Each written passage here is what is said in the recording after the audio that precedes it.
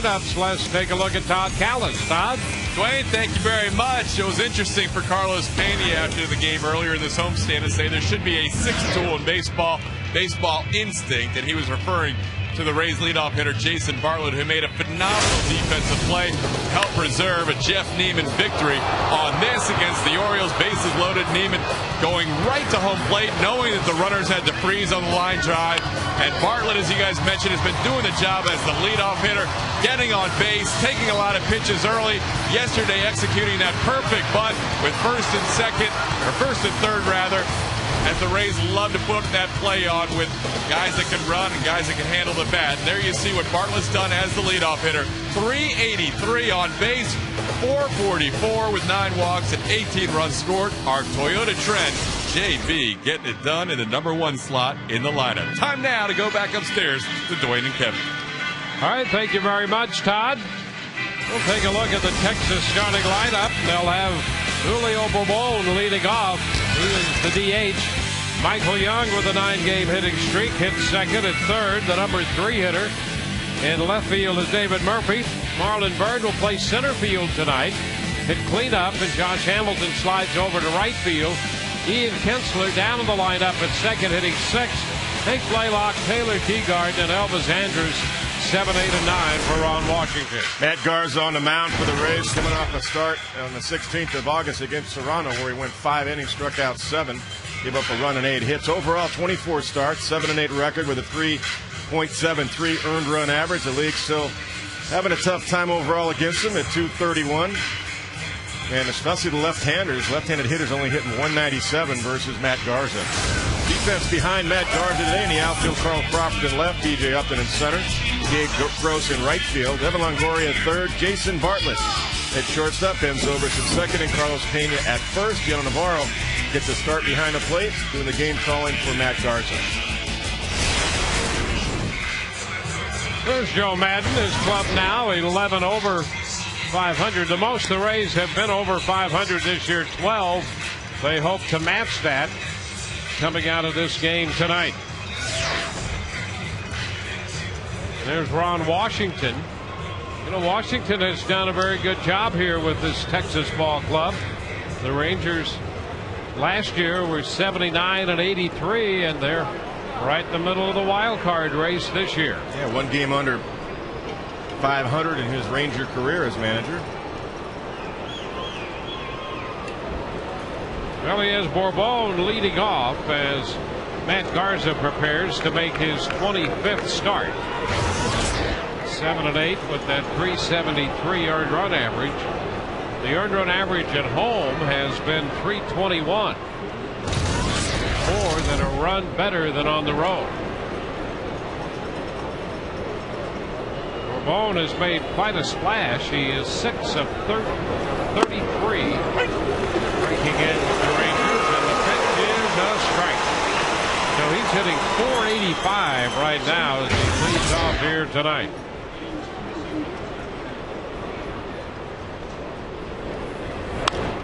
And a little pop foul out of play. 0-2. He is very fast. We saw him pinch run last night and thrown out trying to steal in the 8th inning. He's 8 up 9 in the running department. Yeah, nice throw by Greg Zahn. And a nice tag by Jason Bartlett on that steal attempt. And a bouncing ball out to second. Zobrist over to first to get the speedy Bourbon. And that is out #1. Once again, glad to have you with us, and we are pleased to present this telecast of Rays baseball in high definition. Here's Michael Young. He's at 326, the 6th leading hitter in the American League. Garza's pitch is high, 1-0. Michael Young could go from one side of the field to the other. We saw that double last night, drop inside the right field line. It's outside. 2-0. See, And the Red Sox continue to add to that big lead. It's 13-1 now in the bottom of the 8th. It was an A.J. Burnett game. You wouldn't think that would that kind of score would happen against him. And a liner, base hit into left field over Bartlett's head, picked up by Crawford. So Young quickly extends his hitting streak to double digits. That's 10. He's a good high ball hitter. He had a changeup up last night, signal left. He got one up and away, and he doubled to right. That was a high fastball. Now David Murphy. Hitting 263. Washington has him third in the lineup. It's 3 of his last 24. Was not in the lineup last night. And the breaking ball misses. 1 ball, no strike. Ron Washington has set his lineup left, right, left, right, left, right, all the way down through Hank BLALOCK, who's in the 7th spot. Interesting choice to hit third, too, because Garza gets lefties out. They only hit 197, but you just saw the numbers against Garza. Hit 417 against Matt Garza in 12 at bats. So Ron Washington, that's definitely just a matchup right there looking at the stats. Anybody's going to hit 400 against Garza, he's got to be hitting third.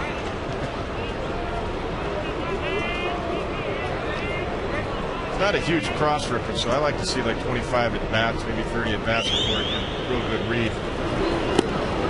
Down and in. 2 balls and a strike.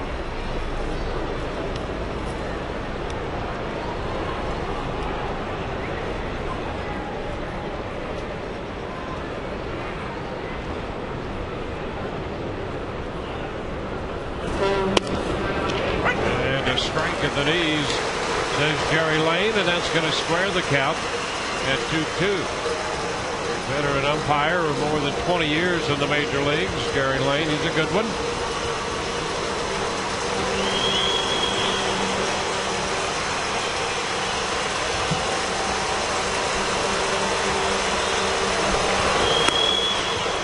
Three balls, 2 strikes. Puts Texas in a running count now because they do like to run. They have 116 stolen bases. That's third in the American League and third in baseball. So Michael Young should be in motion.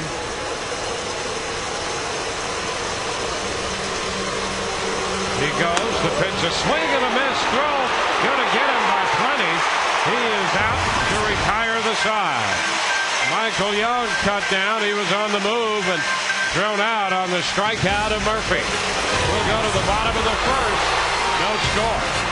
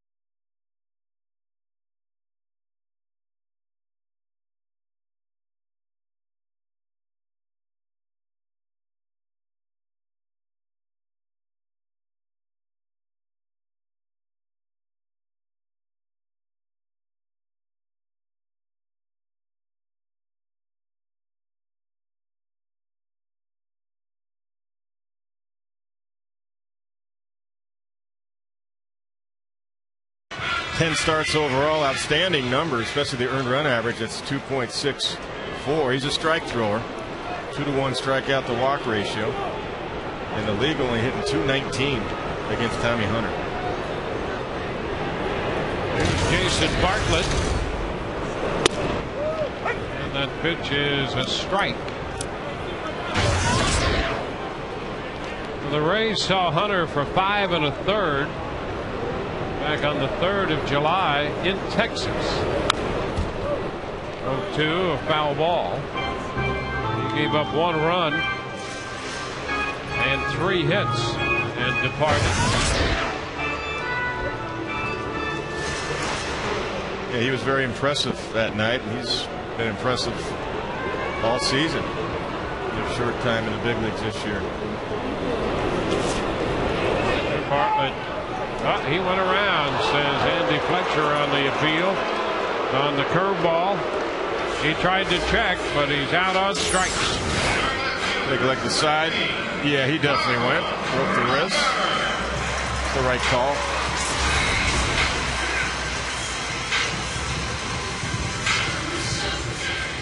Now it's Carl Crawford. Carl had a base hit in that start Hunter made against the Rays in Texas. He went 1 for 3 against him, and actually his 2 outs were line drive outs.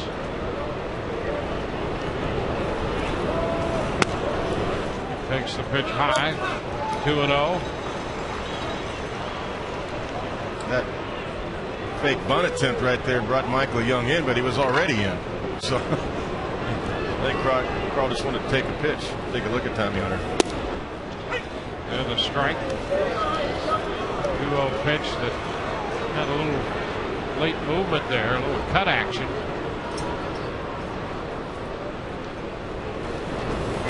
Ground ball up the middle, and there's a base hit. So Crawford is aboard. The Rays have a base runner. Look at the Texas Rangers in the outfield. David Murphy gets the start in left field. Marlon Byrd in center. Josh Hamilton in right. Michael Young and Elvis Andrus on the left side of the infield. Ian Kinsler and Hank BLALOCK the right side. And Taylor TEAGARDEN behind the plate.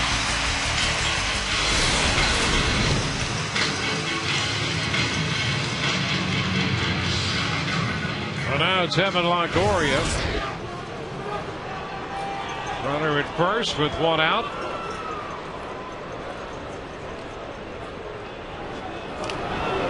First, Carl back in. Carl's got a little challenge for the stolen base title. Ellsbury, Kobe Ellsbury is yeah, they right started there with him. They tied. Yep.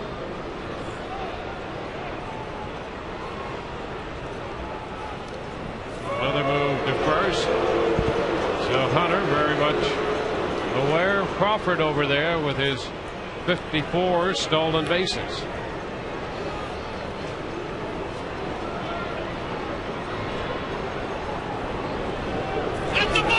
And a balk has been called. So that's going to move Crawford up to second base. I don't think he stopped. I don't think he came set long enough for first base umpire Andy Fletcher. Deceiving the runner. Let's see if he stops. You got to have a beat when you pause at the belt. He just bounced. Not too bad. No, I didn't think that was bad. Crawford's in scoring position now. The pitch is a strike to Longoria on the outside edge. We were talking, was it last homestand, about that when that rule changed? That was Whitey Herzog's complaint when you had the St. Louis Cardinals in the mid-'80s. And the pitchers would bounce. Breaking ball high, and on that pitch, Kinsler broke to the bag. Yeah, he did. He had his hand out. It's just a play that the second baseman puts on. Say, I'm here if you want to throw to me. You got to get back in time. Going outside. 2 balls and a strike. I I remember managing in the minor leagues when that balk rule came in. I mean, it took pitchers about 2 months. Everybody was balking. We started calling it in the minor leagues. It was ridiculous. 2-1 and a one-hopper to third. Young will make this play, a throw to BLALOCK. 2 outs with Crawford still at second. Tonight's game simulcast in Spanish, accessible by selecting the SAP option on your television.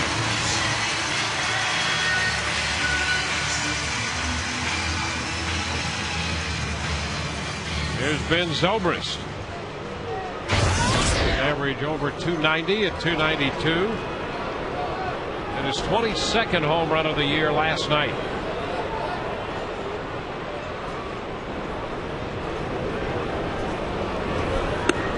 Breaking ball. Oh, that's going to be a strike, says Gary Lane.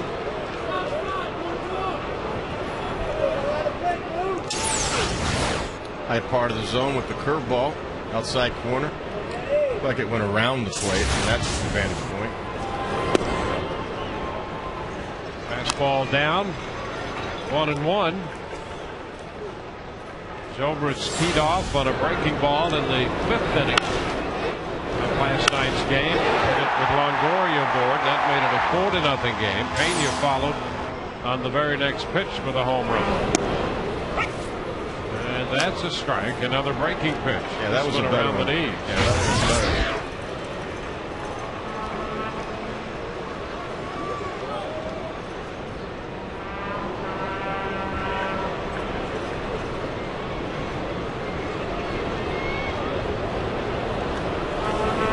Ground ball right side. Kinsler is there. Throw to first, and that retires the side. Rays leave a man. We're at the end of an inning, no score.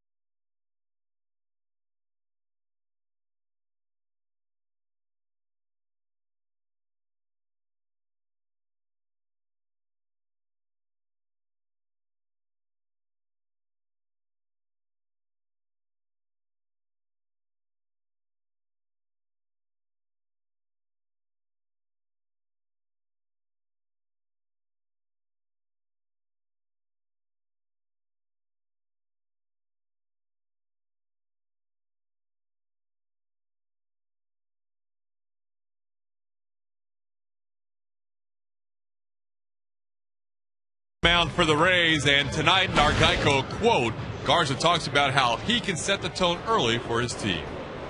Your starters carry your team. They kind of set the tone when they're out there. If they give up runs early, it's going to be a rough one because they're always going to be clawing back. We put up some zeros, lets our boys go to work and lets them, play pressure free. So it's going to live and die with the starters. The good pitching clubs usually make it to the postseason. So we got to turn up a notch. Garza and the rest of the starters hoping to carry the Rays to the postseason with a strong final 6 weeks, guys. Well, he starts Bird with a strike here in the 2nd inning. Bird dropped down from 3rd to 4th in the lineup for Texas. 1-1, and has moved over to play center field. He's really started more games in center field than anywhere else, but he's played all 3 outfield positions for Texas this year. 1 ball, 2 strikes. Pretty solid season. It's a free agent year for Marlon Byrd. 286 average. Originally came up with the Phillies, spent some time with Washington, and the last couple years in Texas. This one up the right side. That's going to be out of play. Count holds at 1-2. That's the book on Marlon Byrd. They're trying to go up and in, just like Scott Kazmir did last night in a couple of at-bats. And he finally struck him out on a changeup. And that is strike 3 call. Garza picks up his second strikeout. This one, Byrd looking. Like a slider right here. Nice pitch. Look at that, right on the outside corner. Good tight break to it. Good overhead shot right on the corner. Well, that's a great pitch. Love that overhead shot. I know I say that every time, but I do. Well, it is. It's a great shot. Josh Hamilton, he's out in front of the changeup. Strike 1. Looking fastball. Now Navarro starting off with a changeup right there. Nice pitch from Matt. He's been watching as well. Yep. It's a good call there by Nami. Curveball in the dirt here, and the count is 1-1.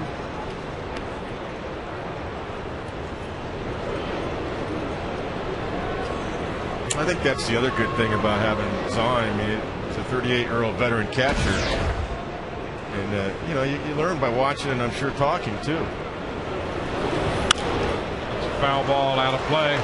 Well, it's amazing what happens when you pay attention, and just having a guy like that around to show you which road to take. If you're paying attention, you're going to take the right road.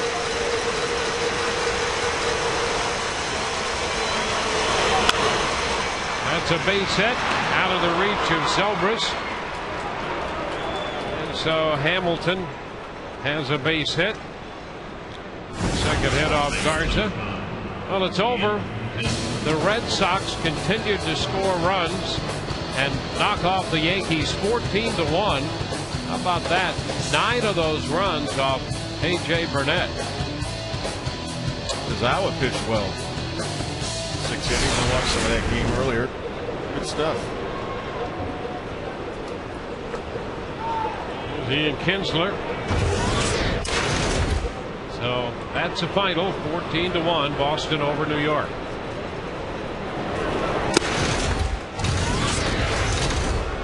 A little bit high to Kinsler. 1 ball, no strikes. Well, you got 2 teams to climb, and this is the team that's ahead of you right now. So Rays can't worry about what the Red Sox have done. That's history. They can take care of business tonight and pick up a game on Texas.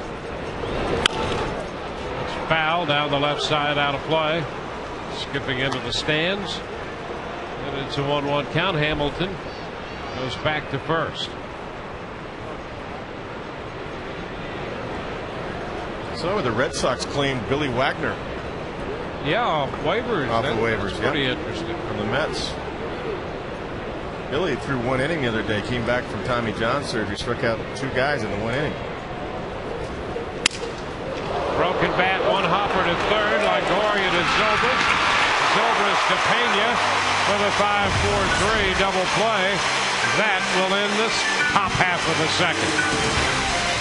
So we go to the Rays half of the inning, and we are scoreless.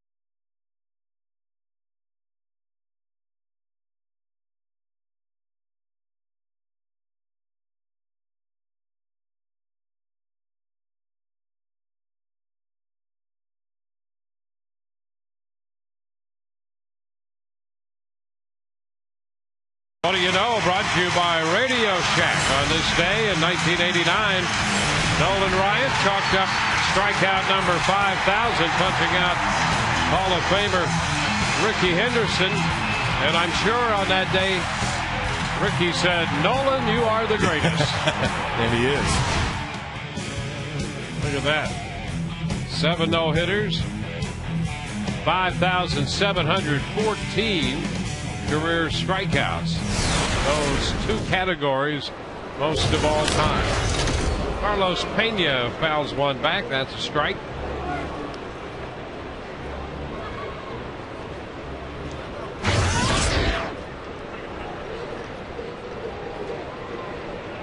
Pena followed by Burrell and then Gross.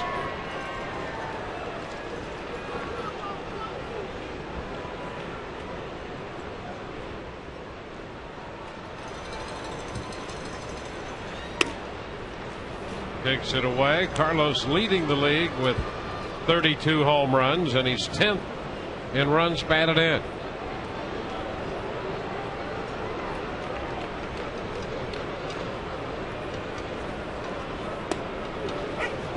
Curveball in for a strike. 1 and 2, and we've seen a number of those already from Hunter. He'll throw that fastball and the curveball for a lot of strikes. Yeah, and he even got Ben Zobrist on the ground out to end the first inning at second base. That was a changeup. He's added a cutter also.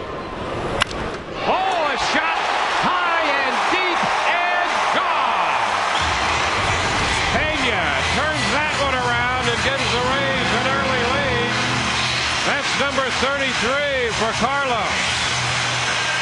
Didn't take it long. That was a rocket.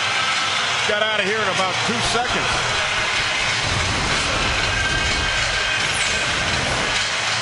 Trying to go inside, fastball. They got it inside, but Carlos got inside with his hands. Look at this. Great extension right there. So Pena turns the fastball around and the Rays lead. Now here's Pat Burrell taking one a little bit wide. 33 home runs now for Pena. Wow, that was quick. A high pop foul straight back and just above us, back into the upper deck. 1-1.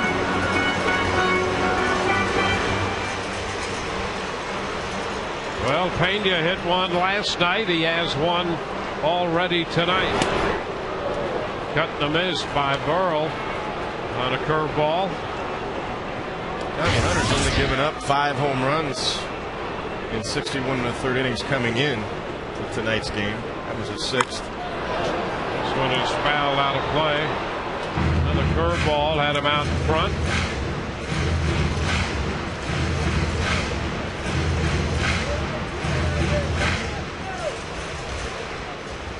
Well, a special blast there off the bat of Carlos Pena. It's inside. 2-2. That's the 10th career home run for Pena against Texas pitching. I think Carlos had his hand on the Y. I think it was for Monty. Yeah.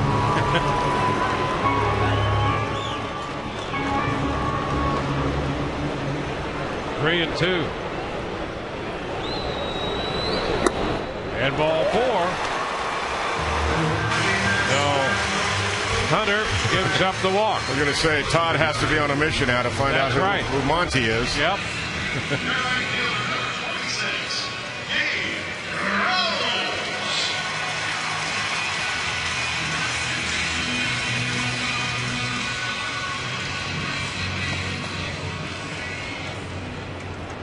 So here's Gabe Gross.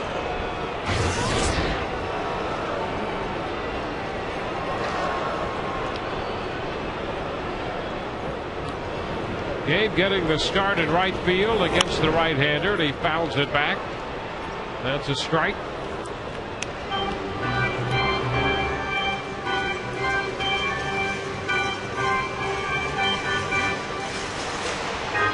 Hitting .261. Got a base hit, scored a run in the game last night. Got a good jump on that Jason Bartlett bunt from third base. Got a good jump. Nice slide. Score. Curveball for strike 2. It started wide and broke over, catching the plate.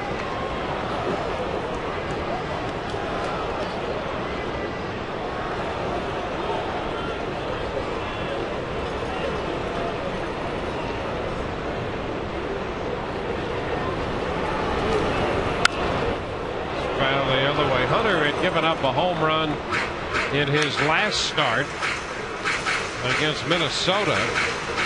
Gave up a first inning home run to Joe Mauer. But only 5 through 10 starts, as you mentioned, Kevin. We've been stingy with the long ball. Yeah, he's had excellent command all season. Foul. See another 2-strike pitch. He tried to get in on Carlos, and he saw the overhead shot. He missed by a few inches, but it was more about Carlos getting inside the ball and being quick than it was a bad pitch. I mean, that was his intent to go in there. Carlos just jumped all over it.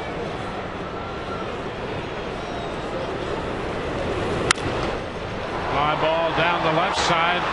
Long run for Murphy. It's going to be a foul ball. Wow. That ball was pretty close. And Murphy had a long run. Had a lot of hang time, didn't it? It did. A lot closer than what I initially thought. I didn't miss by about, what, a foot max?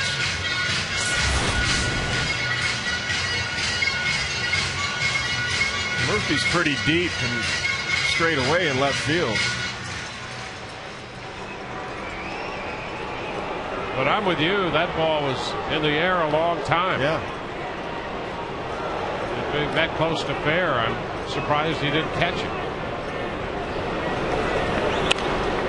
The foul ball. So with 2 strikes, Gross has fouled 4 pitches away.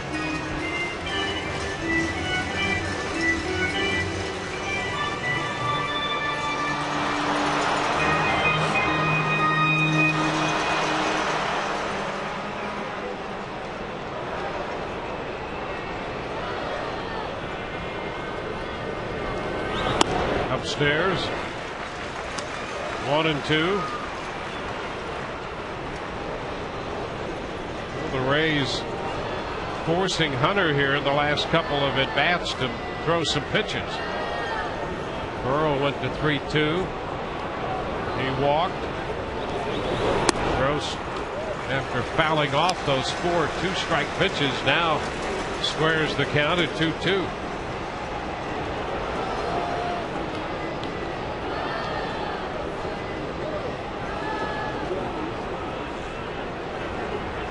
Nobody out on the inning with a runner aboard.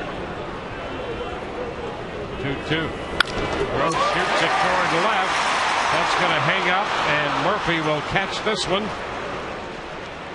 1 away. Burrell back to first. Jump into the action of your favorite movie and TV shows at Universal Studios. Experience thrills that challenge all of your senses at Universal's Islands of Adventure. And now open. Take your music for a ride on Hollywood Rip Ride Rocket. All brought to you by Universal Orlando Resort. Make sure to log on to sunsportstv.com for a chance to win the Hollywood Rip Ride Rocket sweepstakes. Deoner Navarro. Pitch is inside, 1-0.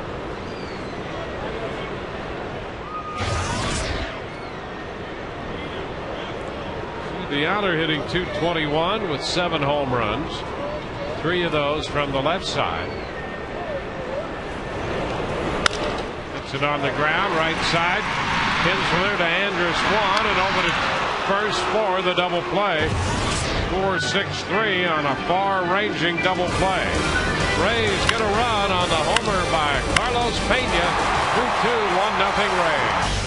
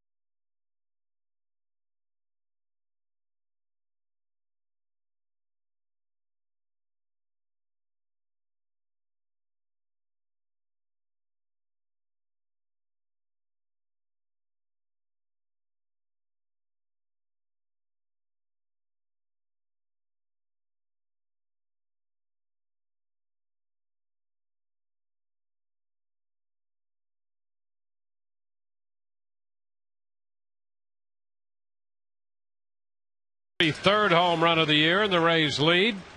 Thanks to Heineken Light, you can have the chance to cheer where they can hear you. Upgrade your Rays baseball experience by winning premium seats right next to the action. For information, visit Heineken displays at your participating retailer. Hank BLALOCK, the first baseman. Left-handed hitter. 1 ball, no strikes.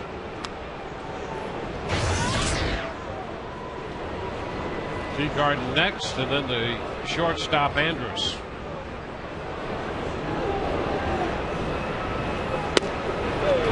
Looks at the knees for a strike. 1-1.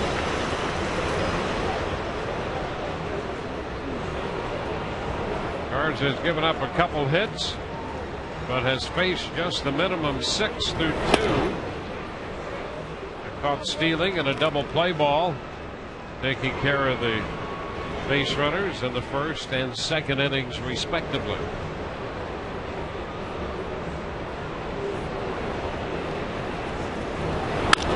Line drive, and it skips past Zobrist. That ball started to dive on him out there, and BLALOCK is aboard. Yeah, Ben kind of sidestepped it. It had some top spin. Skipped right under his glove. I think Ben thought he was going to be able to short hop it. So BLALOCK gets a base hit. Leads off the third. There's Taylor TEAGARDEN.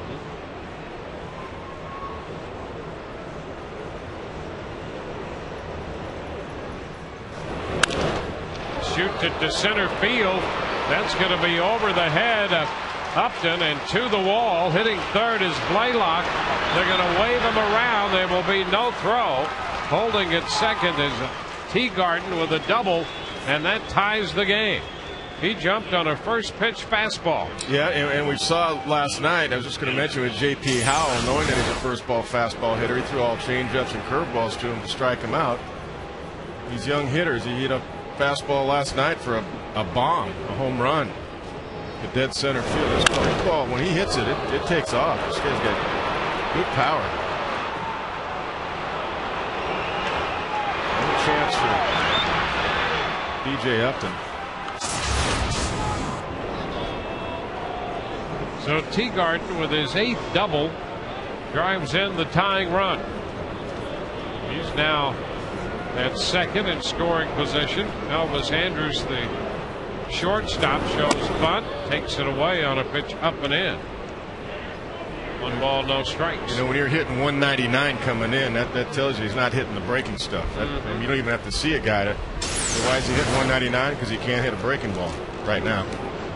Talking about TEAGARDEN. And the bunt, third base side. LONGORIA with the throw to Zobrist. Andrus bunts TEAGARDEN over to third. So that's a sacrifice. LONGORIA to Zobrist, 5-4 if you're scoring.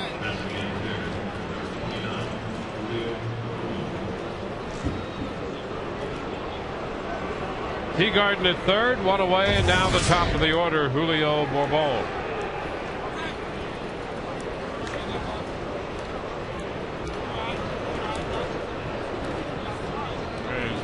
Conference on the hill. BURRELL, of course, has great speed.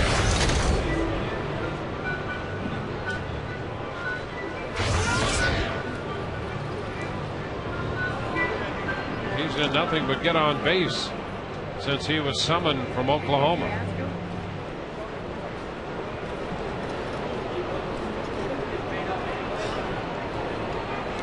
The #1 pick in 07 out of Tennessee. The pitch is a strike. Well, they think he could be an offensive force, and it starts with his speed.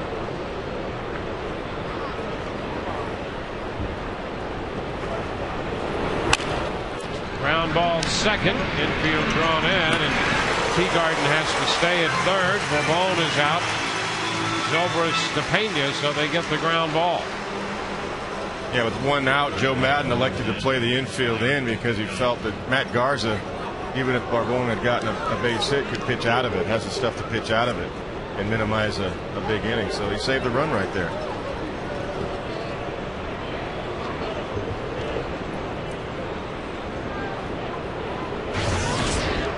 He also felt he had the stuff to get a ground ball. And that's exactly what he got on the curveball. Michael Young fouls it away. A fastball to start Young. Strike one.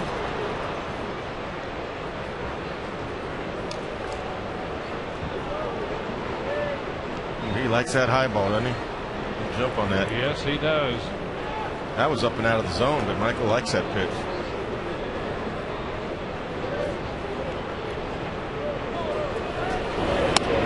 Way up this time with a fastball.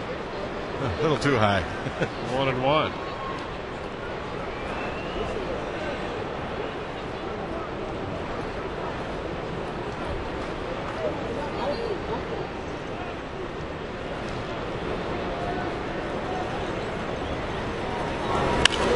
There's the base hit into left center field.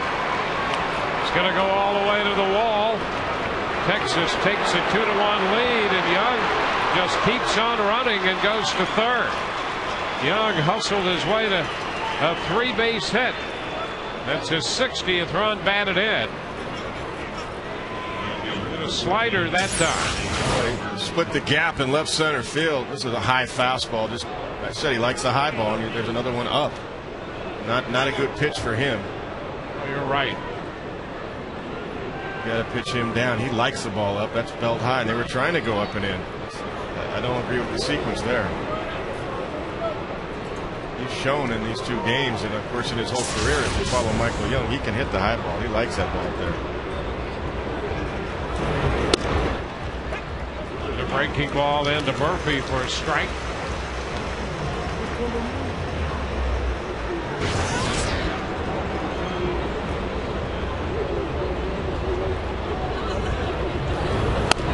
No margin. Ball high, and he swings through it. When you're going into a guy's strength, I mean, it's got to be a perfect pitch when you got a 300 lifetime hitter up there and a guy at 6th in the league. It's just, you're playing with fire right there. You got Murphy, no disrespect, on deck, but the best hitter on this club is Michael Young. It's 1-2 now to Murphy.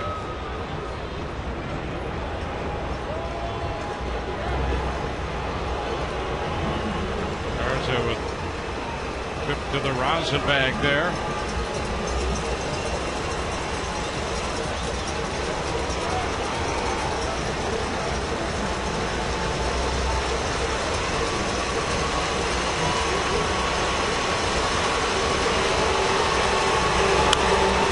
And a popper right side.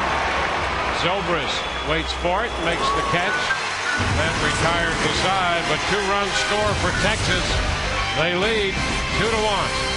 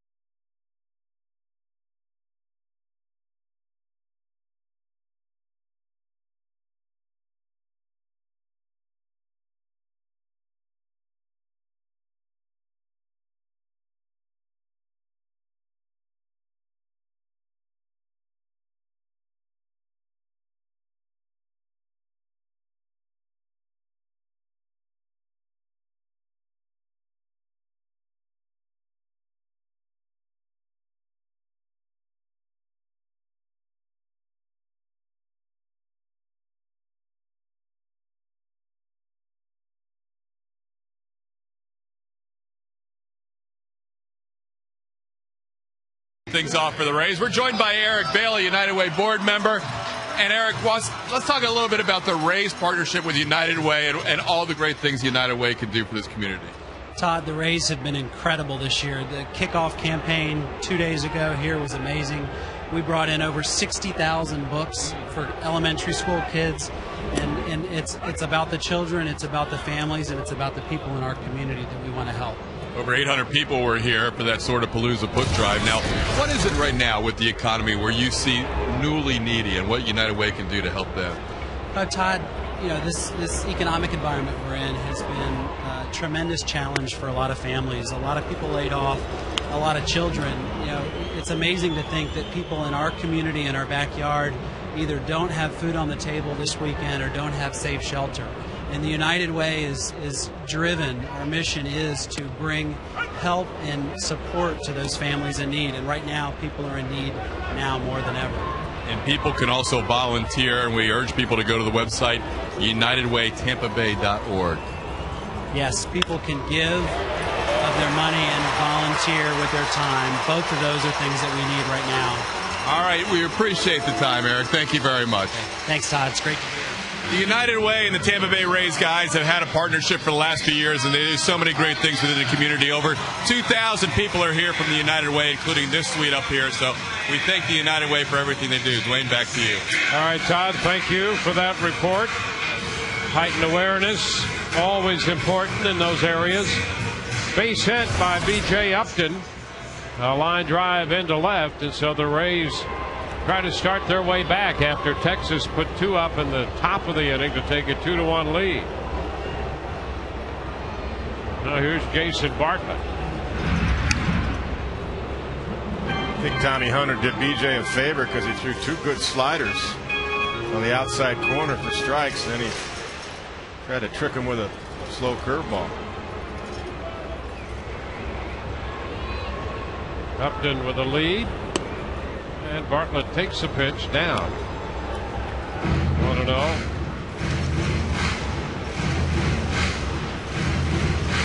BJ with 35 steals. On with a leadoff single in the home half of the third.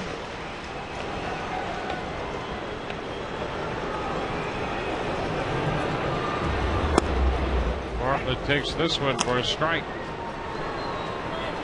1-1. With a strike thrower like Tommy Hunter, you can pitch out on this count. I don't think he'll mind if he gets behind the counter pitch. Ground ball past the diving Young into left, and there's a base hit.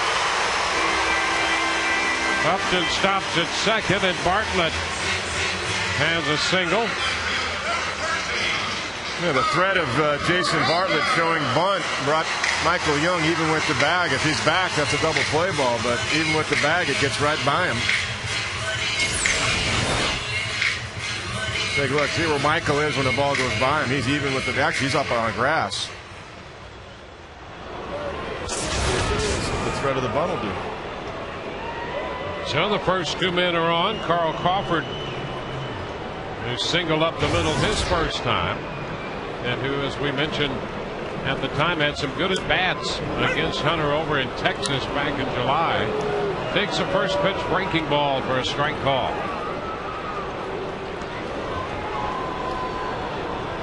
Carl was balked up to second base in the first, but stranded there.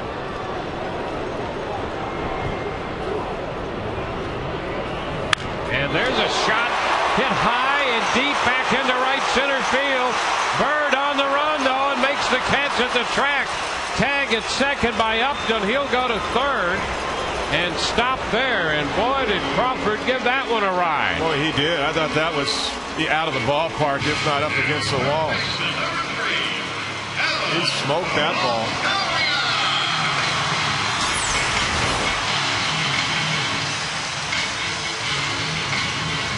That great extension. I thought it was gone. Tell you, Crawford continues to have some good at bats against Hunter, and he almost hit that one out. Boy, I thought it had a great chance to get out. I did too, and as it turned out, it wasn't even quite at the warning track. Bird made a great play, though. Tracked it down. Basket catch. Upton did the right thing tagging up on that one. Bartlett had to go halfway in case it was against the wall, because Crawford would have been up his back. That's a tough one for Bartlett to tag up on.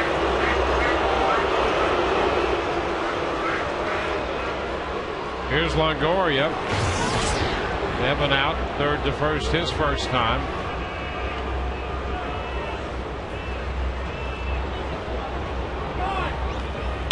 Ground ball shortstop. Andrus to Kinsler, one. Over to first, and Longoria grounds into a double play to end the threat through 3. 2-1 Texas.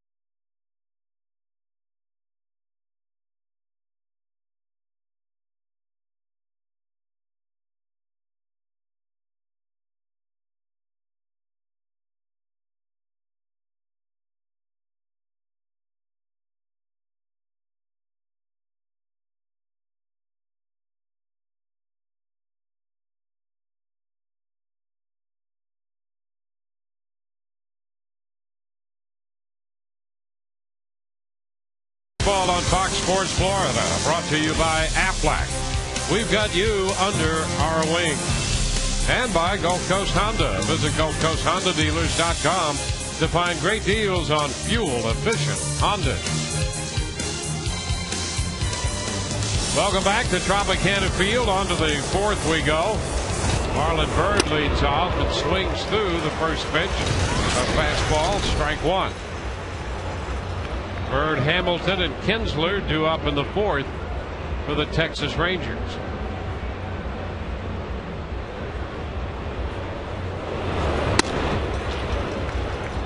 Pitch is up, and it's a 1-1 count.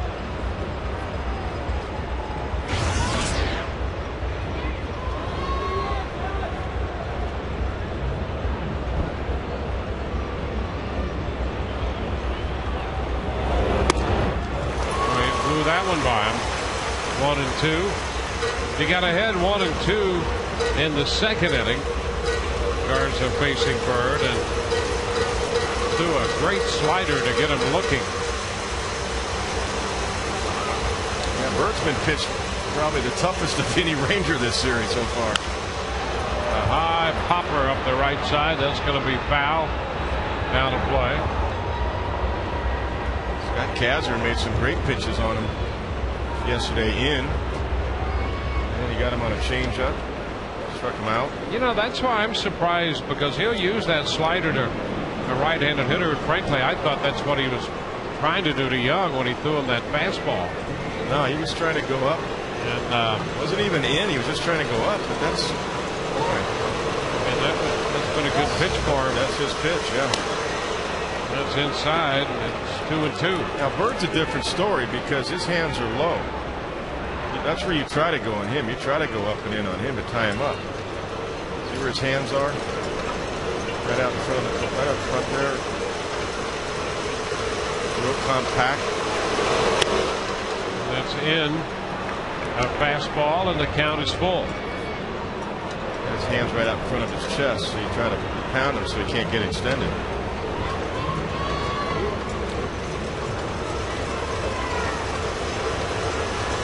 Three-two, and a popper. Fastball, and it's popped to the right side for Zobrist. He's got it. One away. Time for our Aflac trivia question. Aflac, we've got you under our wing. Which player has the longest hitting streak in Rangers history? The longest Rangers hitting streak. They've had some good hitters come through that Metroplex area. Yes, they have.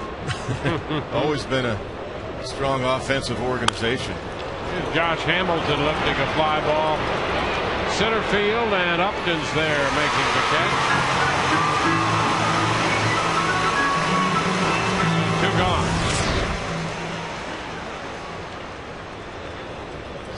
Two up, two down. Base is empty for Ian Kinsler.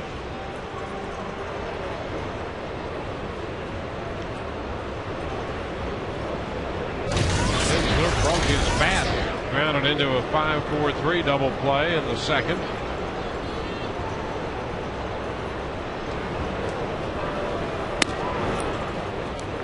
One ball, no strikes.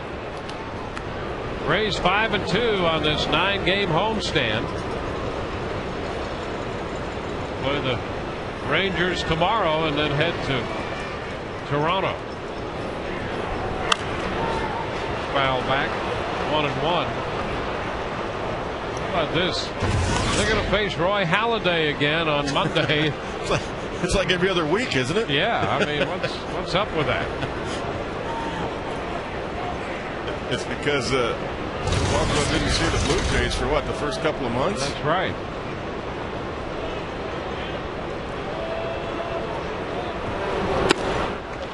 It's too high.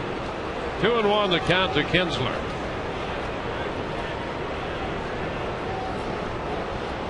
Including this one, 41 games left to play.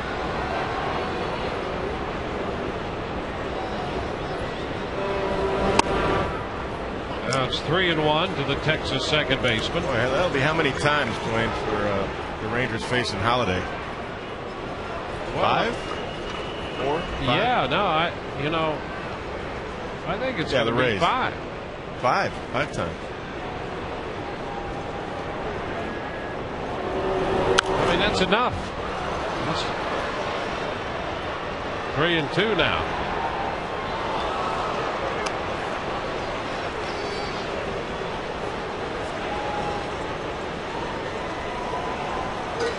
They just faced him on the 14th. Isn't that enough? That's enough, yeah.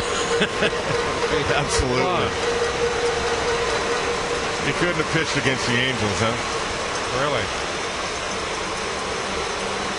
3-2. Foul ball back. That's out of play, and we'll see another 3-2 pitch.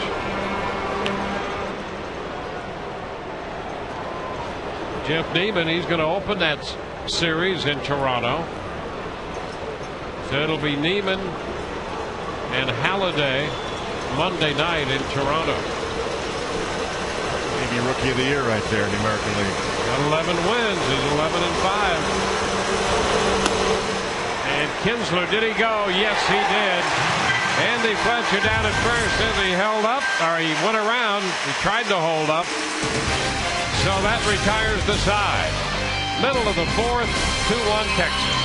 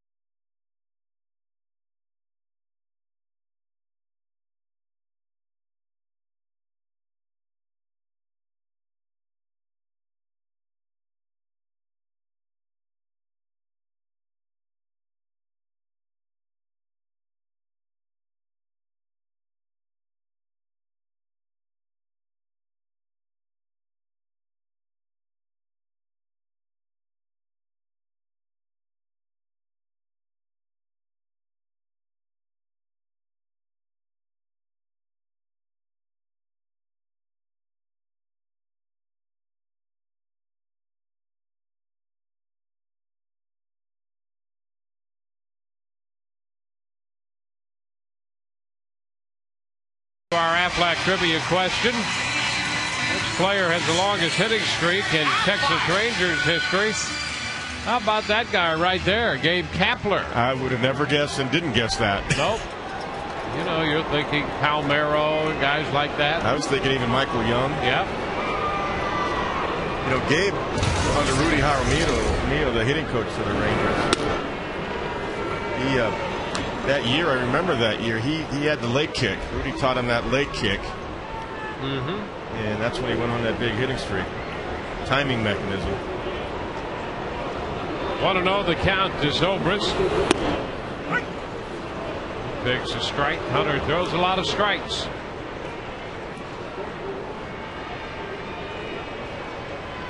You know, on the road, he's only made 3 starts. This is just his 4th road start. And there's a base hit into right center. Hamilton with the pickup. Zobrist has a base hit to start it. Let's check in with Todd Callis. Dwayne, you may have seen the sign Carlos Pena displayed after his home run. That one's for you, Monty.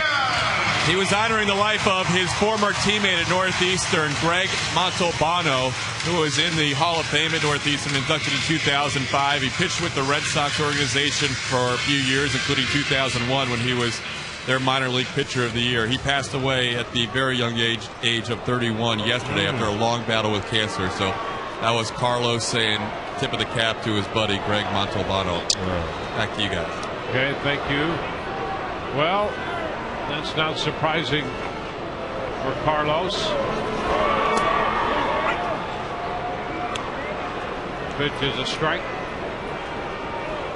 I tell you, Carlos Pena may make more friends than anybody I know. And very easily, too. He's a big-time people person. Yes, he is. And he is the same, win or lose, home run or strikeout. This time I met Carlos was on last year on the radio show. Had him on the radio show, and it was just like you've known him for 20 years. So comfortable talking to him. He was talking about the ball club last year, what the guys are going through. And this is like in July or August, I think, late July in the club. You know, had a couple months to go, and he was totally confident the Rays are going to win the division and no collapse. That's high.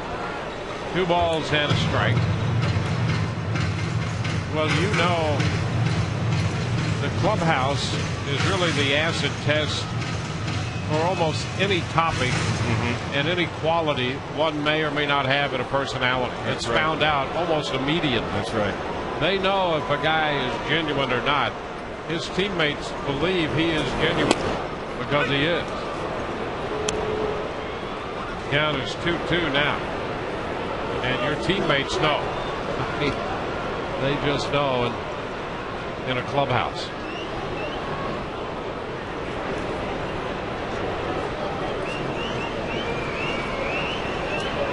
Zobrist with the lead.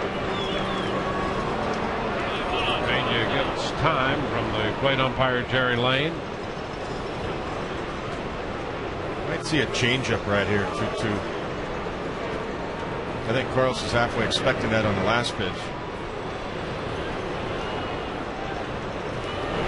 2-2, and there's a shot. Hit high and deep and out of here. Carlos Pena with a 2-run home run. And the Rays lead 3-2. That's home run number 34 for Pena. Well, he got a changeup all right. It was a curveball, but it had the same speed as a changeup. He was definitely looking for something off speed because he took that fastball middle in, and he hit a home run on a fastball. His first at bat. That's a good at bat by Carlos because he was definitely thinking off speed, and he got a hanger right there, hanging curveball. So Pena has hit 2 home runs tonight. He had a home run last night, interrupted only by a ground ball to first. So his last 3 hits have been home runs. And he has 34 for the year. That gives him 83 runs batted in. And now here's Burrell hitting a fly ball into left center field. Murphy's there, though, and makes the catch for the first out. So Burrell drove it toward left center, and Murphy caught it. And the Rays are back on top now, 3-2. Pena driving in all the runs with his 2 home runs. Here's the club now, 159 home runs, which is 3rd in the American League. Here's Gabe Gross. Pitch down and in. I was about to say earlier about Hunter.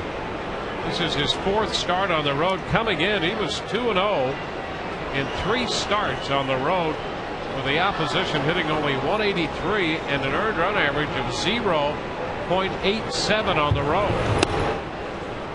I was talking to Dave Barnett, one of the broadcasters for the Rangers last night after the game, and we were talking about Tommy Hunter, and he said, you know, for the first time, he really didn't have a good start. And that was the other day against the Minnesota Twins. He went 5 2/3 innings. He walked 3, struck out 4. And Mike Maddox went out to the mound and said, okay, what are you going to do? You don't have your good stuff. And I said, yeah, what was his response? He said, well, he got into the 6th inning. That's how he responded. He's a battler. Yep.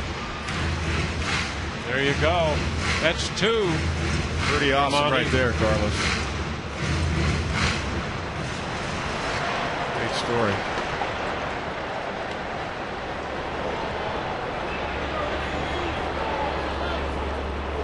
Two balls and a strike to count to Gross. You know, in Anaheim, he almost hit 3 that day. That's right. That game, he hit a couple, and that next at bat, near the last at bat, went to the wall.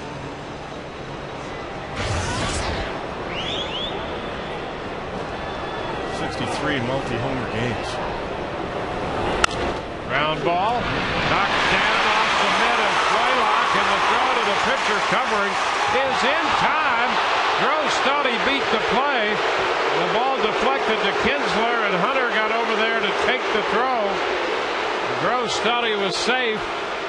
Boy, that turned out to be quite a play. I thought he might have been in there too. Joe Madden didn't go out there, so Joe must have seen it the same way the umpire did. Nice recovery by Kinsler after BLALOCK knocks it down. I'll tell you. Let's take a look.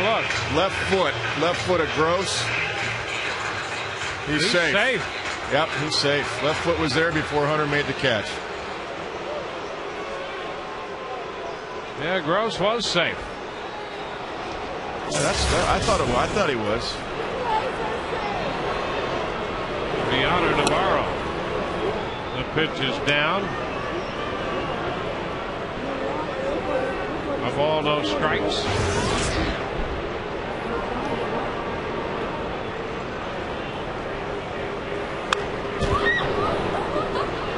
One and one now.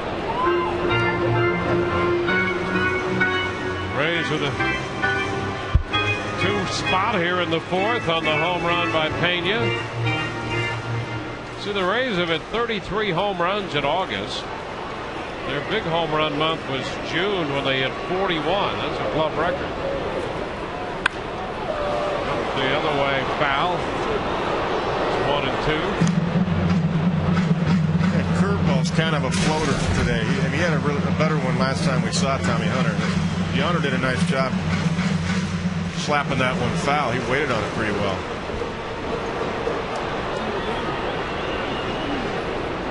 Hunter out of the University of Alabama. This one fouled away by Navarro. That ball cutting in on him.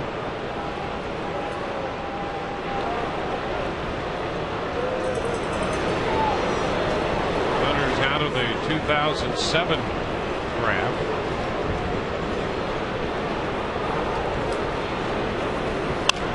And a bouncing ball on the curveball. Foul again.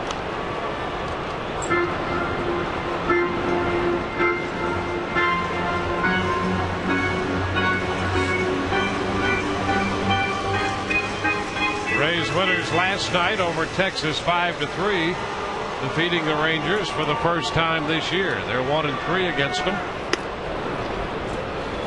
It's going to take the count to 2-2 right there. They have this one, the game tomorrow, and then they play the Rangers over in Arlington one more time in a 3-game series.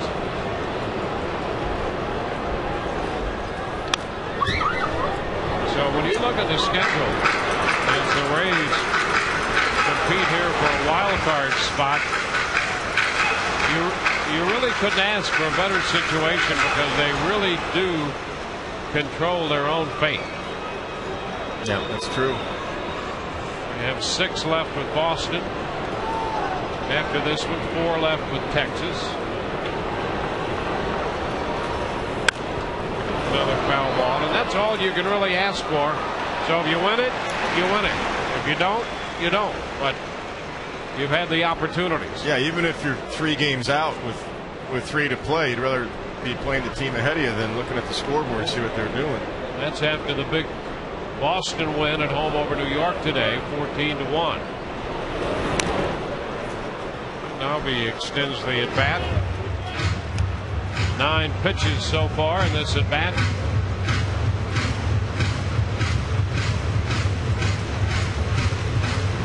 Well, the other good thing is the club finishes at home. That last small road trip in Texas, 3 days in Texas, and they come home for the, I believe it's the final 10. A long drive foul. Out of play. Well, they'll play the Rangers over in Arlington to close out their road schedule on the 25th, 26th, and 27th of September. And then they'll have the Orioles in here for 4 and the Yankees for 3. The final 7 then. Yeah. And a foul ball. That's a swing and a miss, or is it? No, that's a foul ball. Yeah, I believe it hit the dirt. Ball. Yeah, I believe it foul tipped and hit the dirt. I thought initially, and everybody started to leave. Yeah. And Jerry Lane says, wait a minute. So here's another look at that foul ball.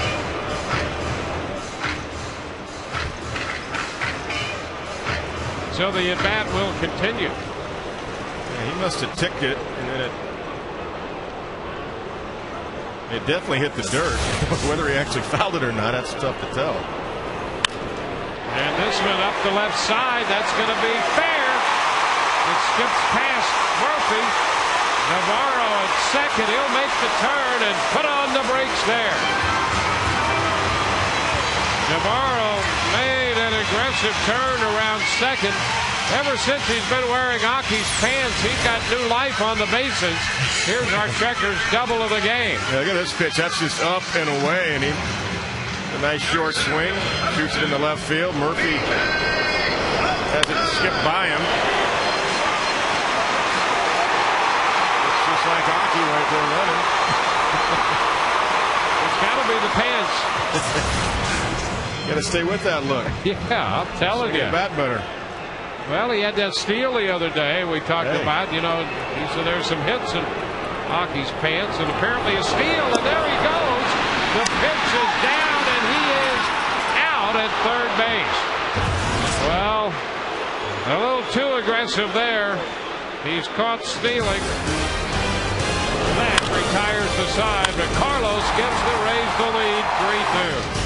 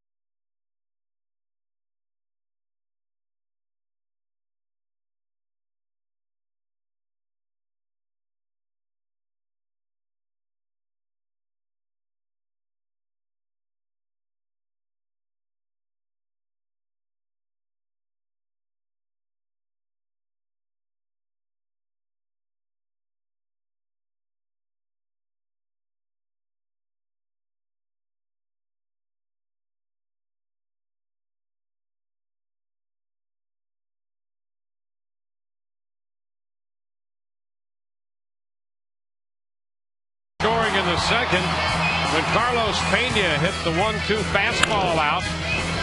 Texas came back with 2 runs in the third. TEAGARDEN's double, and then a triple by Michael Young. But in the fourth, Carlos Pena teed off on a breaking ball with Zobrist aboard, hitting his second home run of the night, and that gives the Rays a 3-2 lead as we go to the 5th inning. Well, what a weird occurrence at the end of the fourth. Nobby had that 12-pitch at bat. Rangers thought they had him struck out. Then he doubled, hustled his way, and thrown out at third on the first pitch to Upton. Now here's the first pitch to BLALOCK. That's in there for a strike. I just can't figure that one out. He really did think he was Aki. Yeah. Wow. The element of surprise is all I can think of. You're already in scoring position, and with 2 outs, you're going to take off on contact anyway. There's a strike at the knees. Breaking ball.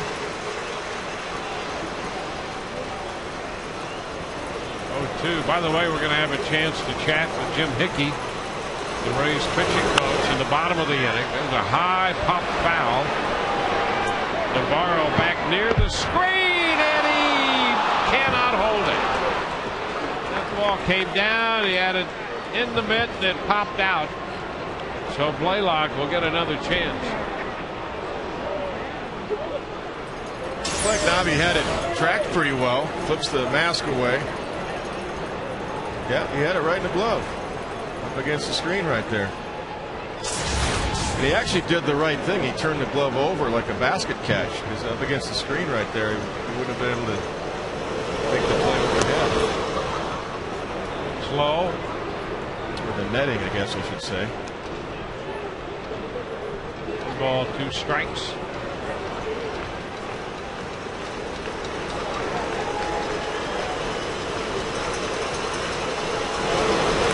Breaking ball down. 2-2.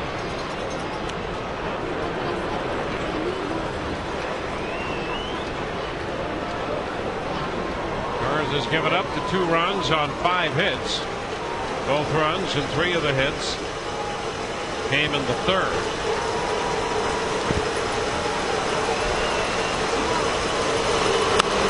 And now he goes 3-2 here on BLALOCK. Remember the days when catchers used to catch all pop-ups that way because of the glove? Yep. Had the no-break glove. Couldn't really catch it overhead. And a swing and a miss. The ball bounding away. Navarro retrieves and makes the throw to first. Breaking ball that bounced away after the swing. And Navarro recovers in time to get the ball down to Pena. Yeah, let's take a look. This looked like an overhand curveball. It is. He didn't get over it with the chest, but he did react to get to the ball and throws a strike to Carlos. Nice slide there, bare hands it. Throws a nice bullet over there. There's a lot of energy around Navarro here in the last few minutes of this game. Pitch is down to TEAGARDEN. 1 ball, no strikes.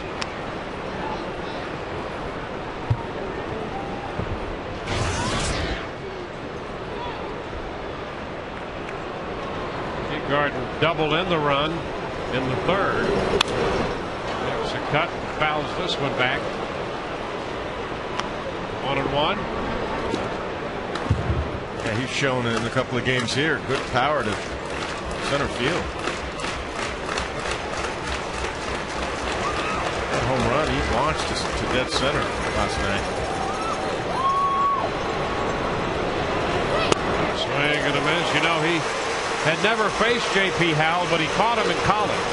They were at the University of Texas together when Howell was breaking Roger Clemens' strikeout record over there. He knew what was coming from the game calling, but he never had to face him. I imagine he probably in batting practice, probably not the same though. Yeah. This one is down. 2-2.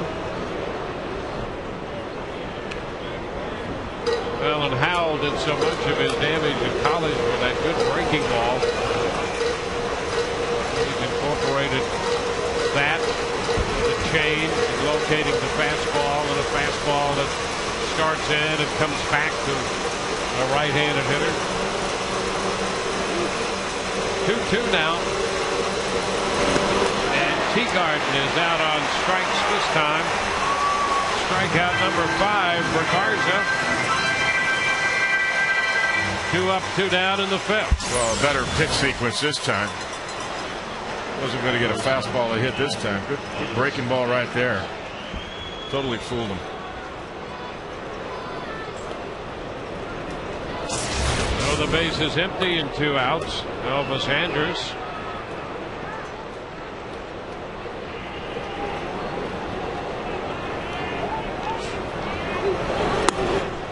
The pitch is up.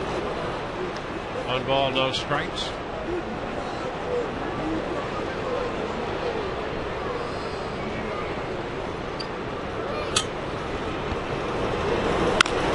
Big chopper foul outside of third base. 1-1.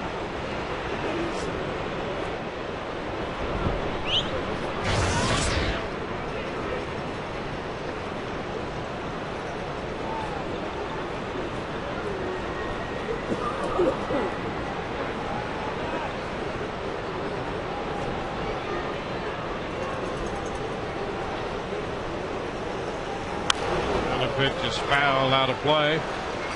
So now it's 1-2. Texas shortstop at the plate. A couple of strikeouts in this inning for Garza.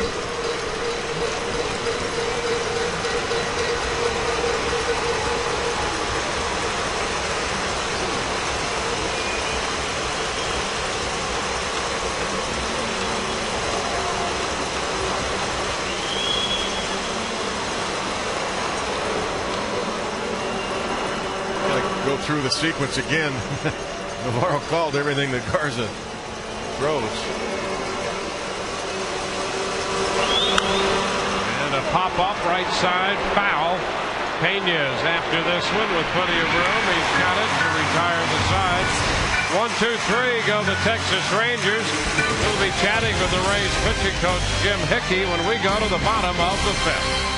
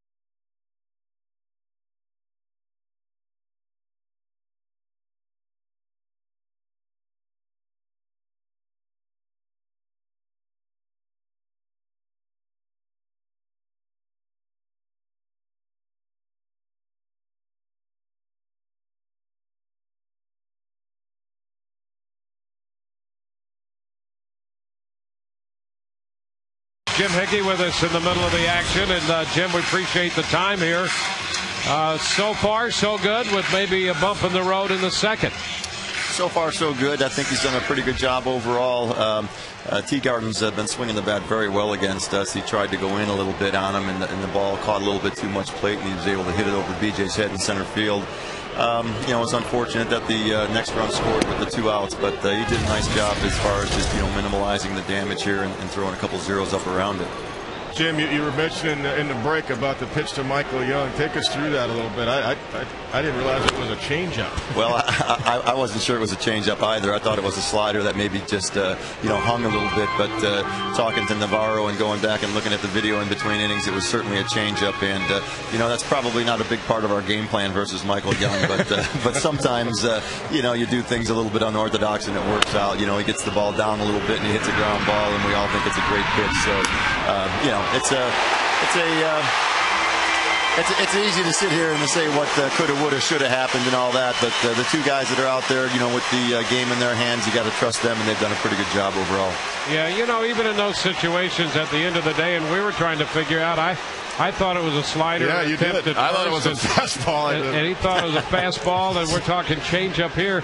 It really gets down, despite the pitch call, probably execution of whatever pitch is going to be. Sure, absolutely. And maybe we have thrown some changeups in the past to Michael Young and had some success with it, but it's probably a different pitcher and a different time. And I believe that was also the first changeup of the night for Matt. So anyway, he's pitching fine. He's pitching great right now.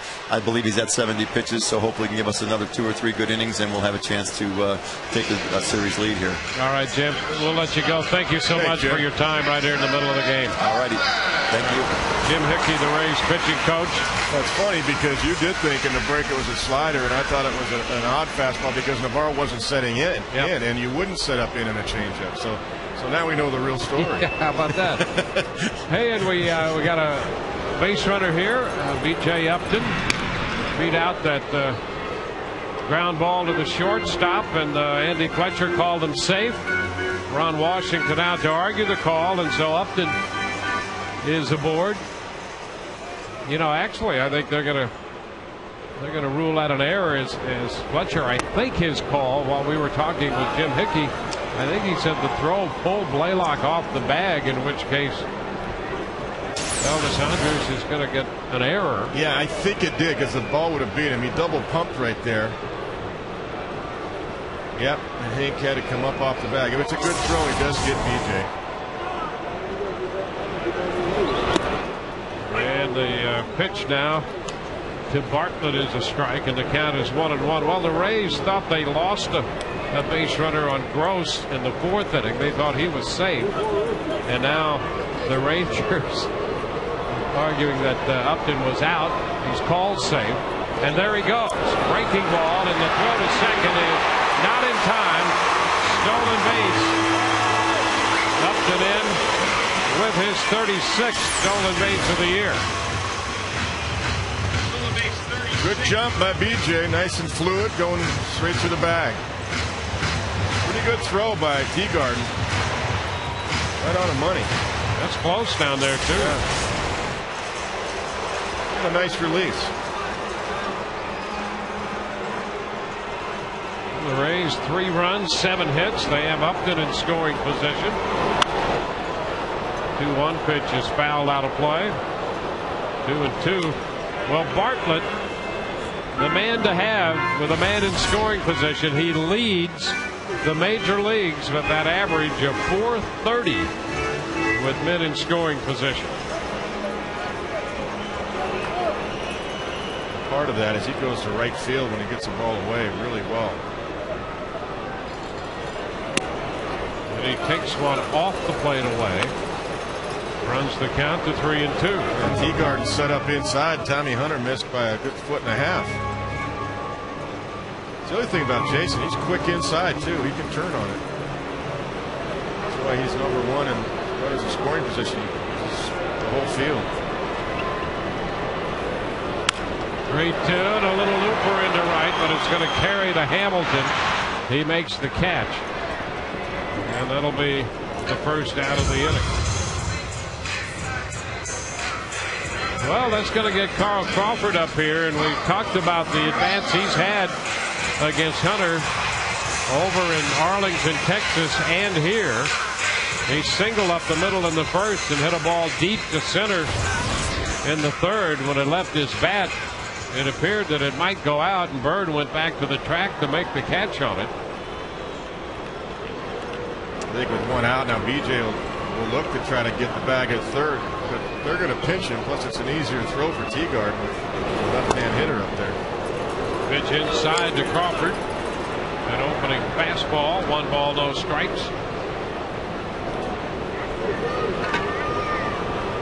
BJ got caught last night on the inside move.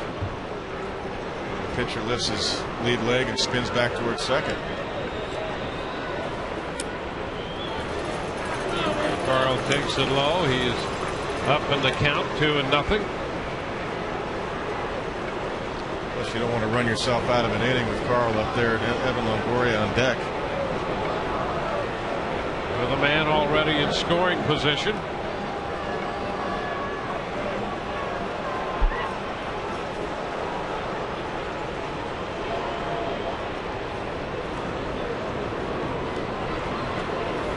Ball 3.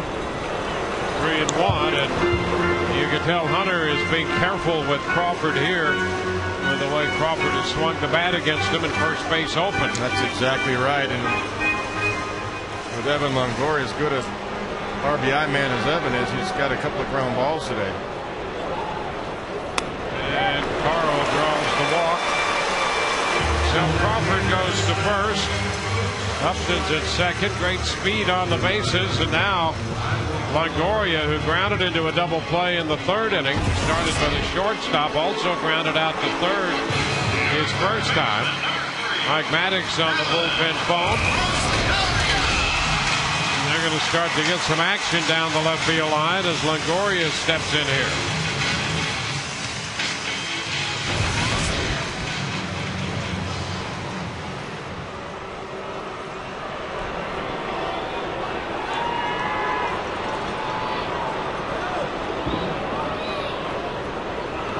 The pitch is down. 1 ball, no strikes as he starts him with a breaking pitch. Release throwing in the bullpen, and this guy has quite an arm. Wow, he throws at 98 miles an hour to 100. He hits 100 on the gun. That's how hard he throws.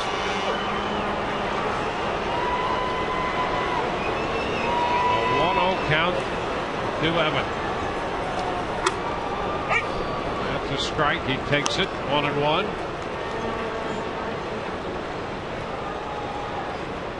Longoria actually leads the American League in grounding into double plays. That's what Texas is trying to coax here.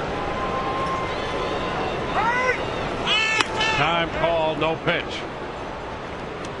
It's a 1-1 count.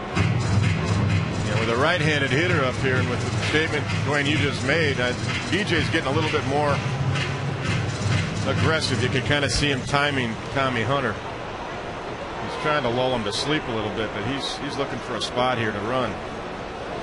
And there's a looping fly ball into right. It's going to be caught by Hamilton.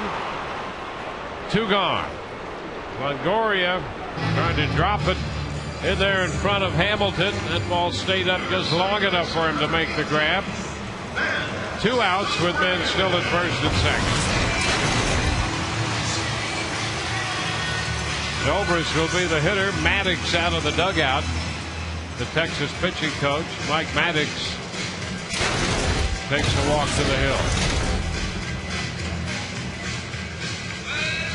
We'll remind you, if you're traveling and can't watch the Rays, you can catch them on your computer with MLB.TV. 100 out-of-market games per week live right on your very own computer. Catch the games you missed on demand. For details, visit RaysBaseball.com, where baseball is always on. Hunter's up to 90 pitches here, 2 outs into the 5th.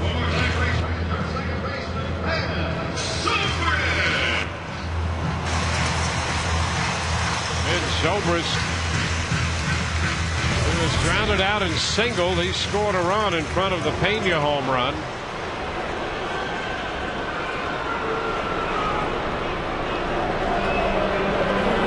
Pitch inside. 1 ball, no strikes. That one ran in. That was the cutter from Tommy Hunter. This one. Ben gets on here. It's probably his last man, because Carlos Pena's on deck with 2 home runs, and I think Mike Maddox took a little time for Felice to get ready too. Outside, 2-0. Only one lefty in the bullpen for the Rangers. That was C.J. Wilson. But Felice, it doesn't matter when you throw 100. Yep, that's side of the plate they hit from.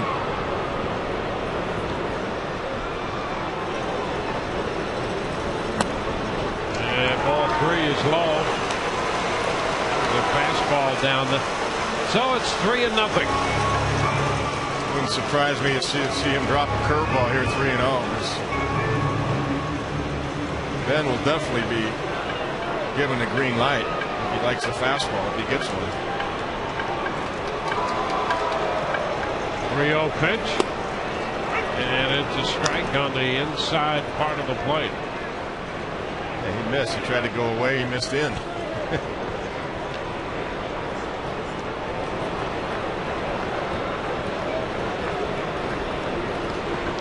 Now the 3-1 pitch. Swing and a pop fly short left.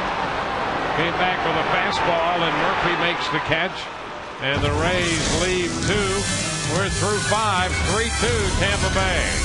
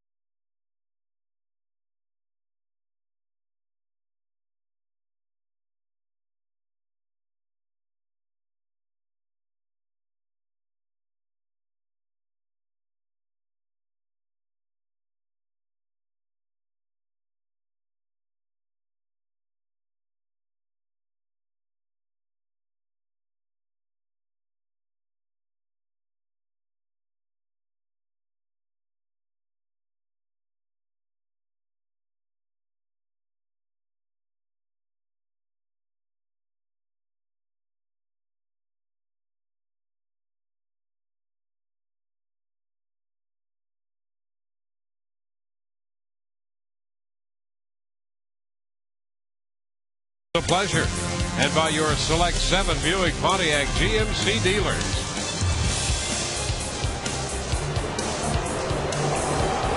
At Tropicana Field tonight, our game moves into the 6th. That Garza on the hill for the Rays, facing Julio Bourbon, the top of the Texas lineup. The pitch is a strike as Bourbon is shortened up on the bat. Twice he has gone out second to first. He has very good speed.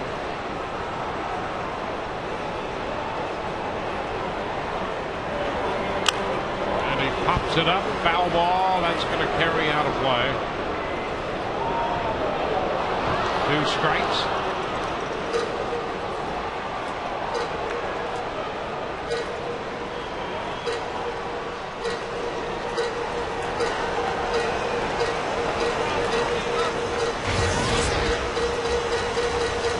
Julio Bourbon is actually born in Starksville, Mississippi.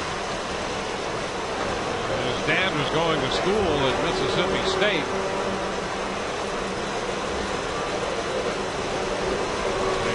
They grew up in the Dominican. 1 ball, 2 strikes. And then wound up going to Tennessee, University of Tennessee, to go to school. Out of the 07 draft.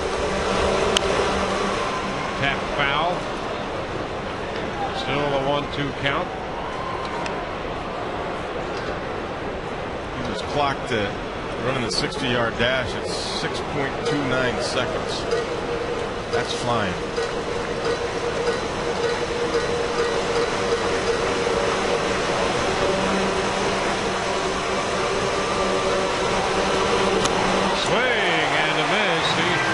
Chased a high fastball. That's strikeout number 6 for Garza. Pretty nice pitch sequence in this particular at bat. Some curveballs. Look at the tailing action on that fastball. Great movement. On away, there's Michael Young.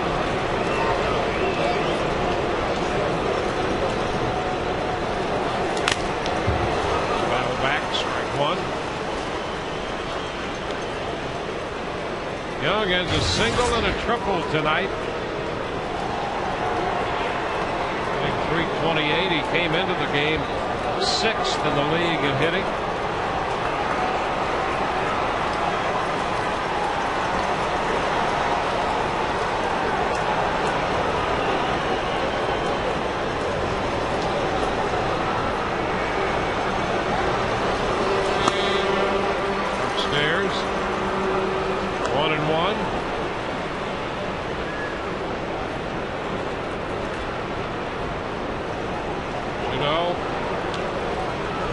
Started his career in the Toronto organization.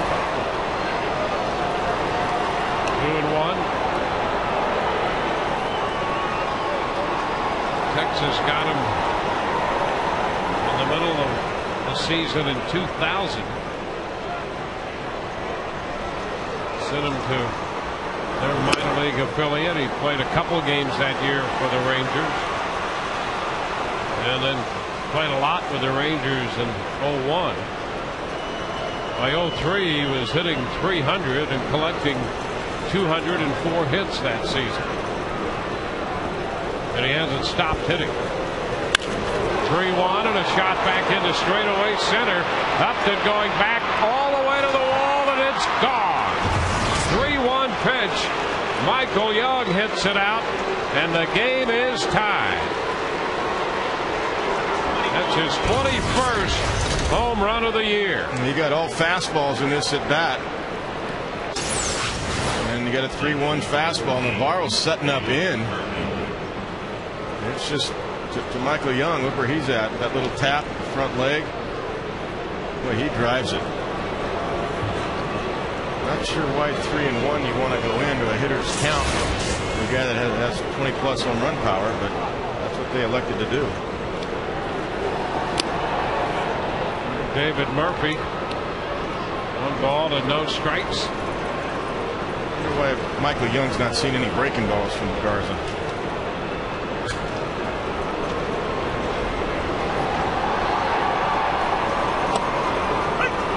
There's a strike. 1-1. Nothing wrong with the slider.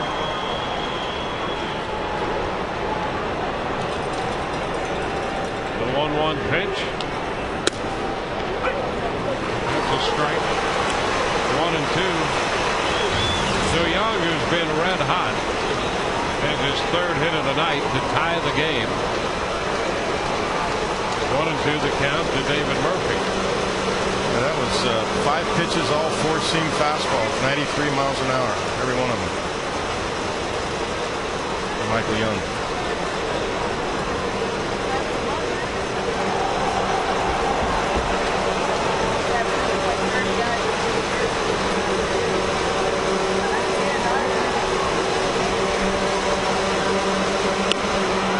That's a little bit away.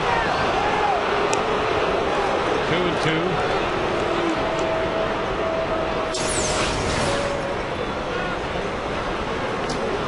Got a good 6 inches off the outside corner. 2-2 pitch. And it's popped up. Right side. Pena in foul territory. 2 outs.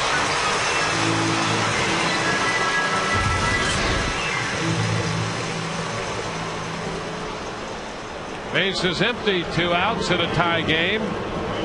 Now Marlon Byrd.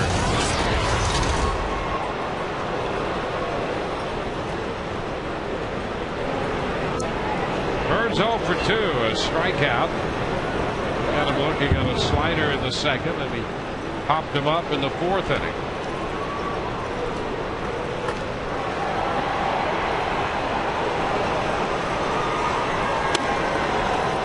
That's too low. Ball, no strikes.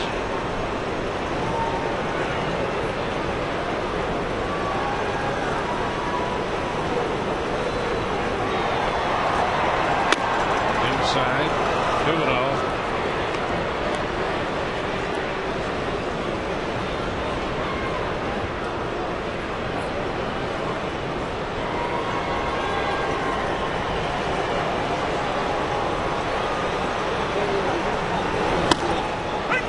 That's a high strike. 2-1.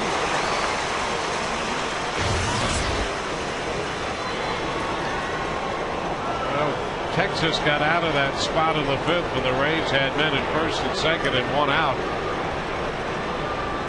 And they really, after the Upton steal, one out, pitched around Crawford.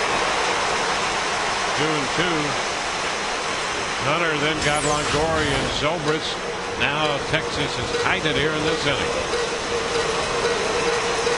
Fastball up and away from Bird. Catch up with that one.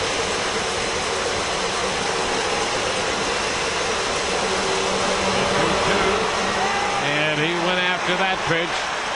He's out on strikes, tagged by Navarro, and that retires the side. We go to the bottom of the sixth. 3-3 ball game.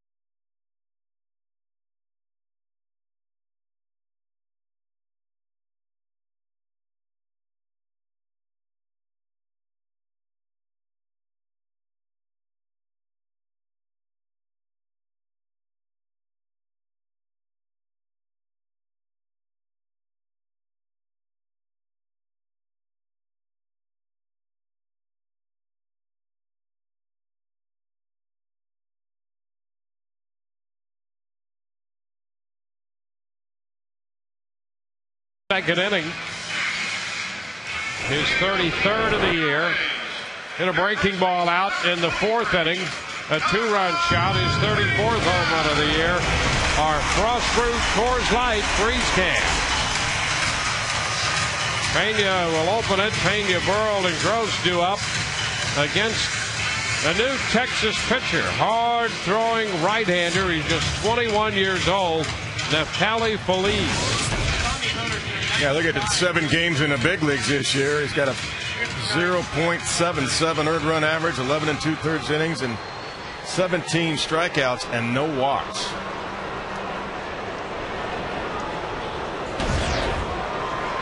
They got him from the Braves organization.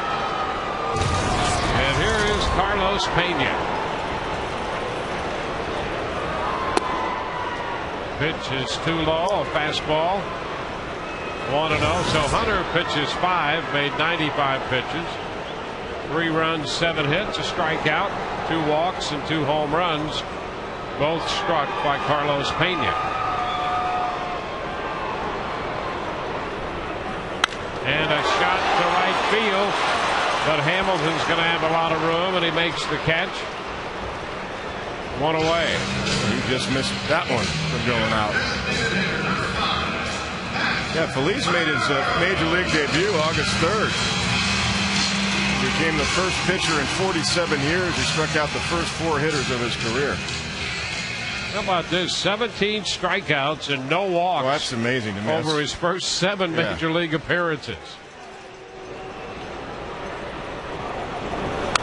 Burrell fouls the fastball back. Strike 1. The gun right now says 92, 93, but I've seen him throw 100. Usually he pitches around 97, 98. And he throws a strike with a little breaking ball there. 0-2. He was in Oklahoma City this year in 25 games. He had 13 starts. ERA was about 3.5. Chopper to the shortstop, Andrus. His throws and plenty of time. So with 2 outs and the bases empty, let's check in with Todd for more. Well, Dwayne, they have similar rules for Feliz to the Rangers as the Yankees did a couple of years ago with Job and Chamberlain. So when Feliz pitches, he automatically gets the next day off, which is good news for the Rays. They'll only see him tonight. And if he goes 2 innings, he gets 2 days off. So they're really trying to protect this young arm who they feel is going to be a weapon for a lot of years to come, guys. He's retired the first 2 he's faced, and now it's Gabe Gross.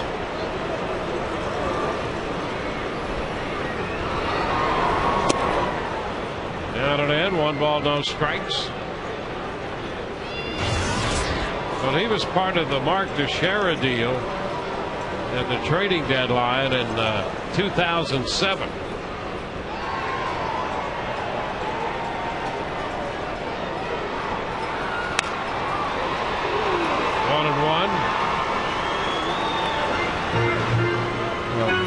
Definitely have a future closer. He's also been a starter in the minor leagues. He's done both.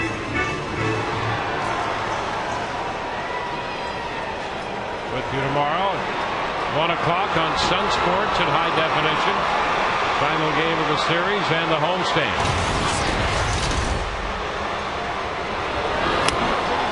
Outside, 2-1. In fact, Dwayne, he was always a starter in the minor leagues. This year he pitched out of the bullpen some in the minors, but he's got 1 save in the big leagues. That's it, and he's never had 1 in the minor leagues.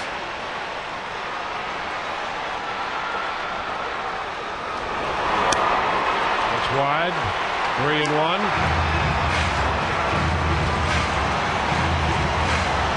Pretty good evaluation, though. You got to trade Mark Teixeira, you get a starting catcher out of it. Saltalamacchia is on the disabled list right now. They got him. They got this kid.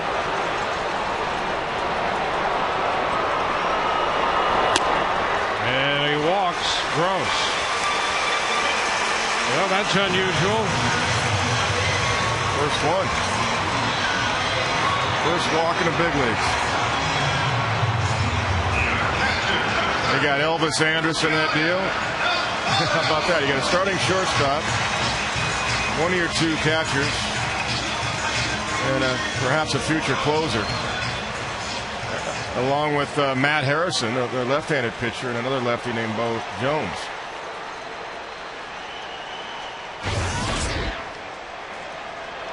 It's pretty good. So it's like the Eric Bedard deal we were talking about with the Orioles. We just saw all the guys the Orioles got, or a bunch of them anyway.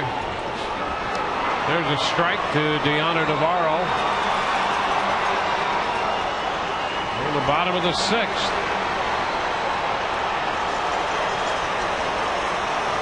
Texas, by getting out of the little spot in the 5th, kind of turned the momentum of this game and then tied it in the 6th. Yeah, they sure did. Takes it low, 1-1. The Rays trying to get it back. Yeah, Rays have had a couple of chances that they haven't taken advantage of. That double play ball, had a couple men on in the 3rd. Double play ball by Longoria took him out of the inning. pickoff play.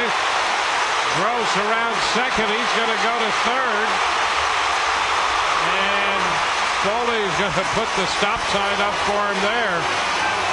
So Gross goes all the way to third base on that bad throw. Boy, that happened to Gross here last night. It sure did, and I don't see any bags down there. There's no ball bags or anything for that ball to jump into. Yeah.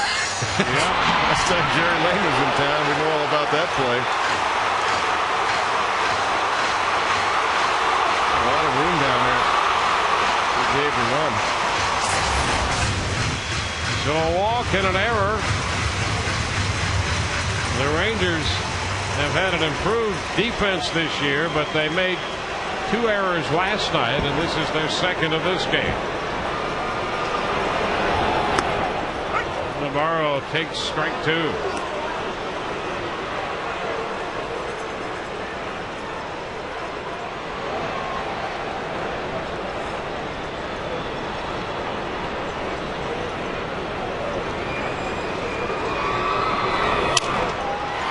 Fly ball into short right. Hamilton is there to make the catch, and that retires the side. Rays leave a man through 6, 3-3.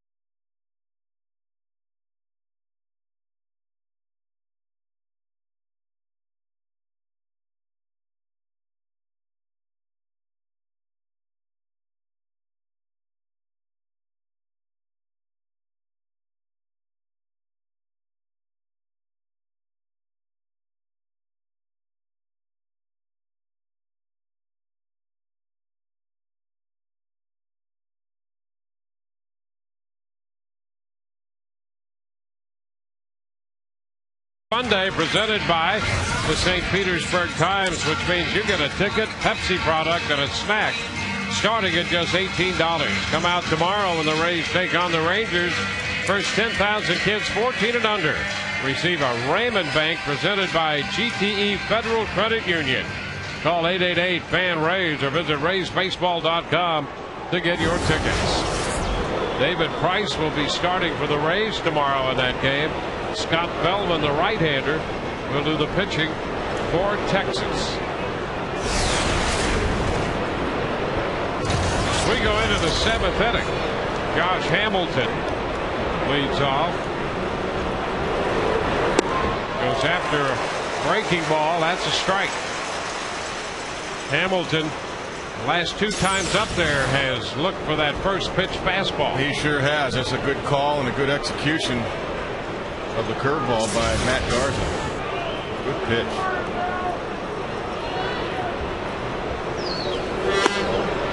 Inside the fastball. That's 1-1.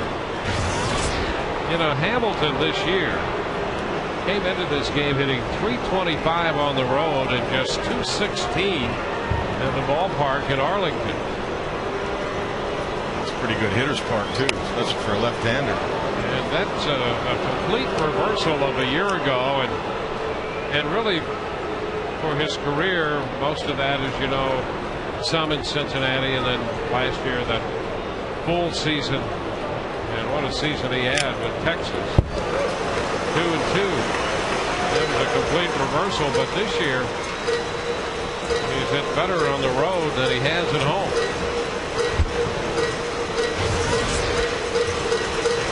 There it is. It's quite a margin. Pretty dramatic splits right there.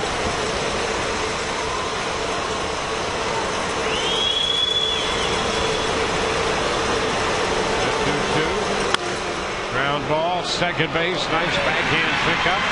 It's over as Stepania takes care of Josh Hamilton. One away here in the top of the seventh. Now I like the way that Diano Navarro and Matt Garza went about it with Hamilton. He started him with the curve. He threw a couple of fastballs, mixed in a changeup, and then he got him on a fastball in. That was good game calling right there. And good execution by Matt. Here's Ian Kinsler. He's got it into a double play and struck out trying to check his swing back in the fourth inning. Upstairs, 1-0. This guy is always dangerous because you know he's looking to launch just about every pitch. And he's in the top 10 in the league in home runs as a result. That's on the corner, and it's 1-1. That's why Ian's batting average is down. Although he will say that he's not trying to pull everything, but boy, he hasn't been going to right as much this year as I've seen in the past. Look at that.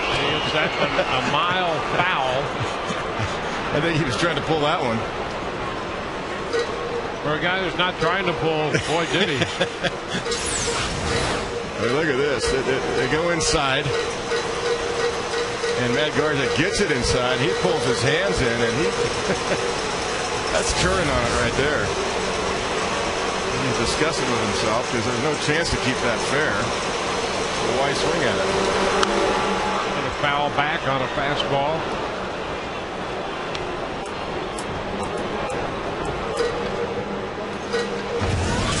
Garza's given up 3 runs, 6 hits tonight, 7 strikeouts. And he has not walked anybody. Good slider right here. It's low, taken that way by Kinsler, 2-2. But it was a slider. Chad Bradford is down there in the Rays bullpen.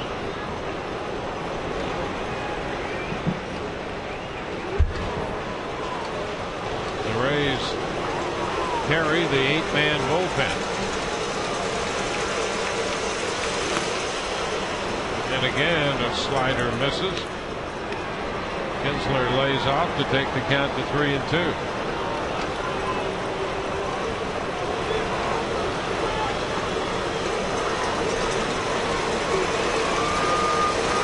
Right-hander's pitch. And it's lifted into right. Back goes Gross. A few steps from the track, he makes the catch. Kinsler is retired. 2 outs. Base is empty. If you join the 2010 season ticket priority list, it ensures the best seat, great benefits such as postseason ticket opportunities, savings over single game tickets. Call 888-FAN-RAYS or visit RaysBaseball.com.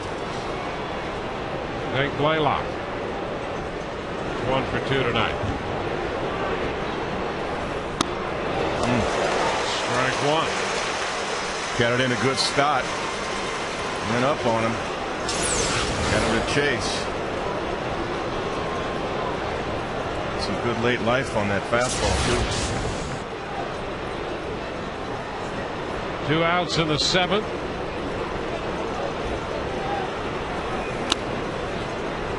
One and one.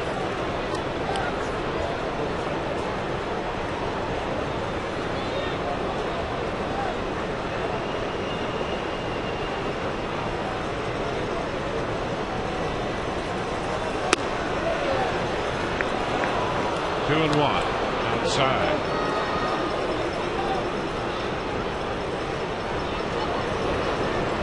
Blaylock 0 for 3 with a walk last night, 1 for 2 with a run scored tonight. He's outside 3-1. He drew that walk last night in the 9th inning against J.P. Howell. It was his first walk against a left-handed pitcher this year, and only the second walk he's drawn since the All-Star break. He'll be looking to expand his own zone right here. 3-1. And that's a strike. He came with a curveball, 3-1 there to take the count to 3-2. Here it is. Well, that's smart because Blaylock's looking to hit one out. The backdoor curveball right there. Off the outside corner, the overhead shot. But Matt gets the call. 3-2. And he fouls it. That was the 3-2 fastball. This is a guy that could really hurt you. So can Teagarden, but I think they know now not to throw him a first pitch fastball down the middle. So you don't want to make a mistake. It's a veteran hitter here, Hank Blaylock, with 23 home runs. Especially this late in the game. 3-2. Again. And he hits a fly ball back into left field. Crawford back. Just as he hits the track, he takes care of that to retire the side. Middle of the 7th, tied 3-3.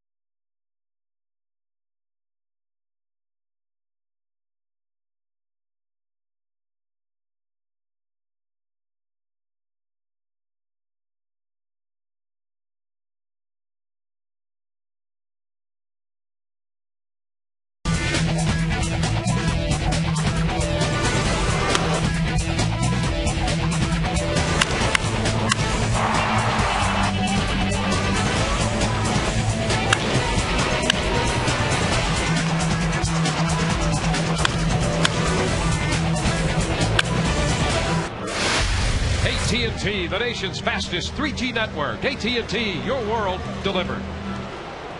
B.J. Upton leading off the bottom of the 7th has taken the first pitch low, a fastball, 1-0. This one is fouled out of play. 1-1. Neftali Felice on the hill.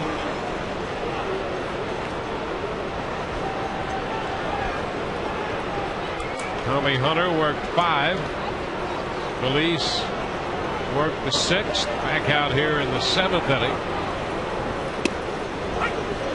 And that comes in as a strike.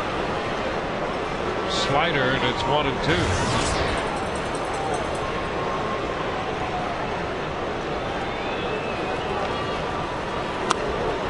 Fastball, and it's right by Upton. One away here in the Rays 7th. Let's check in again with Todd. Well, Dwayne, one of the big differences for the Texas Rangers this year has been their defense. Last year, they allowed the most unearned runs in the American League by far, 107. No one was even close. 71 was the next closest. This year, so far, with 41 games to go, they've allowed the fewest unearned runs. So 107 unearned runs last year. The next closest to Tigers is 71, and this year it's flipped around, guys. As a result, they're right in the middle of this wild card race. Breaking ball, first pitch to Bartlett, and that's a strike. Jason had a base hit in the third. He's 1 for 3. Down and away, 1-1. That fastball to Upton's scoreboard gun said 97. The game clock said 94, but he turned it either way. He turned it up a notch on BJ for that strikeout. The foul ball back. 1-2.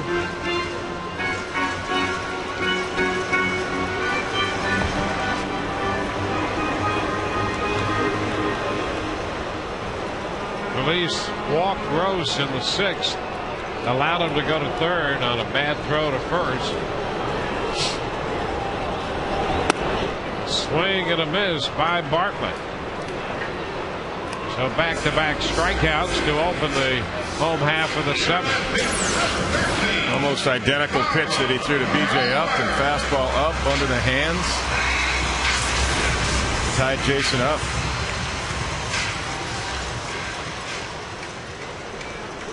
Here's Carl Crawford.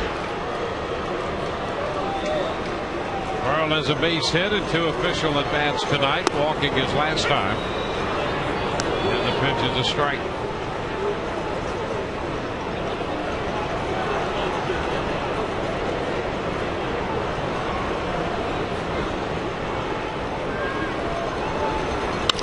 Ground ball by the mound, headed to short. Andres with a pickup and the scoop at first by BLALOCK.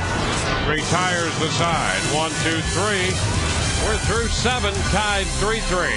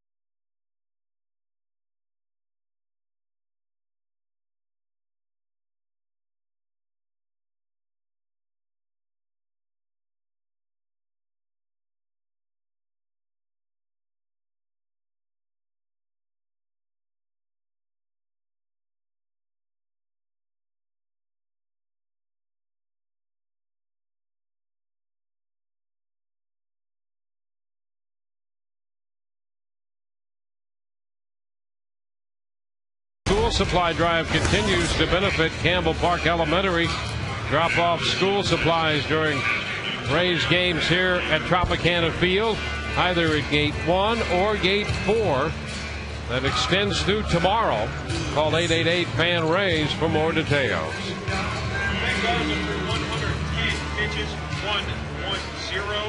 As we go to the 8th, Matt Garza has been lifted after 110 pitches. Russ Springer is the new Rays pitcher. He's on to face Taylor Teagarden.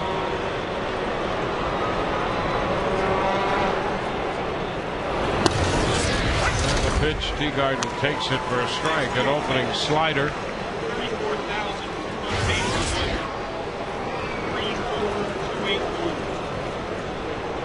Teagarden has doubled and scored. He drove in a run with that double back in the 3rd.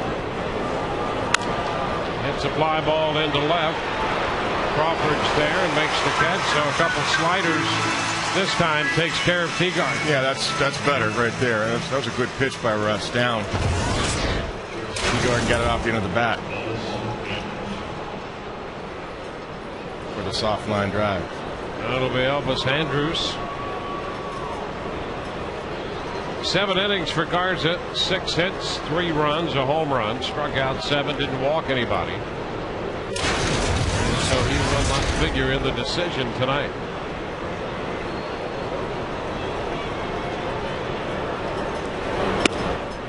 It's outside to Andrus. Battle of the bullpens now, Dwayne. It's Rangers #1 as far as overall ERA in the American League out of the pen. 3.53. The Rangers dramatically improved from a year ago where they were dead last in baseball. Now they're 5th in the American League, 3.84. That's a big turnaround. Last year they were 5.15. Bullpen ERA. That'll make you a smart manager. Yep. Well, their overall earned run average is 4th in the league ahead of the Rays. The Rays are 5th.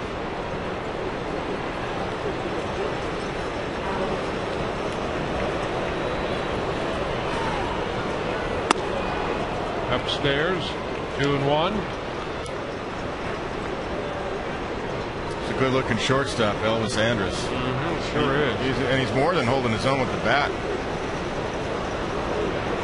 Came into the game hitting .270. Yeah, more than me. He's a rookie. Jumped AAA. Played AA ball last year.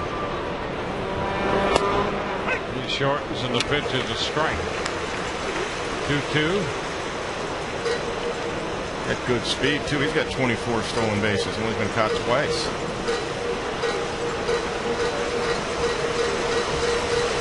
That's just sharp evaluation by the Rangers for the talent they got in return for Mark Teixeira.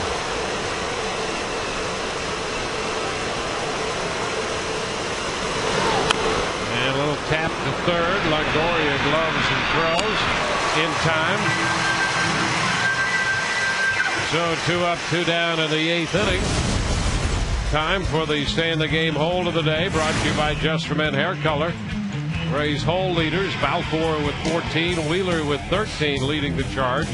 As middle relievers keep their teams in the game, you too can stay in the game with Just for Men Hair Color. Jim Hickey's going to go to the mound. The Rays had Bradford doing some throwing, and now Grant Balfour gets up. Julio Bourbon is due up the top of the order.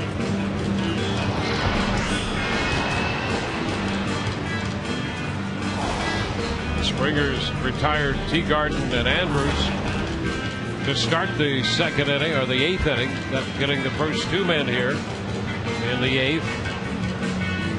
And Balfour trying to get loose as quickly as he can.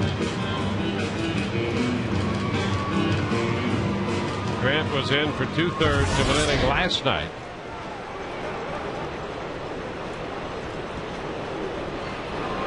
We'll be with you. Rays Live, the post game immediately following our contest tonight. We invite you to stay with us for that.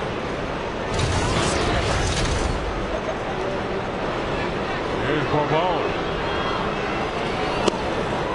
The pitch is down and in. He has very good speed. Weiss is grounded out. He chased the high fastball as last time and struck out. All of that against the Rays starter Matt Garza. And a foul back. 1-1. Quick swing.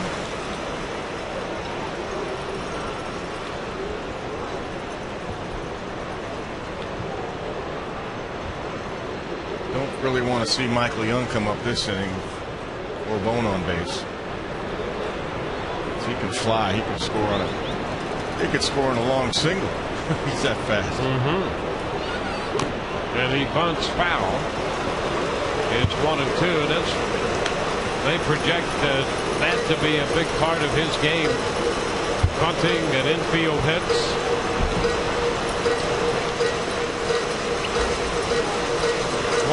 the count right now. Yeah, a guy like this gives the Rangers a different element, different look. I mean, they're a running team now this year. A lot of the guys are on their own. Ron Washington likes the running part. 1-2 pitch. He fouls it. In fact, that double steal last night late in the game got them right back in the game, as both guys scored.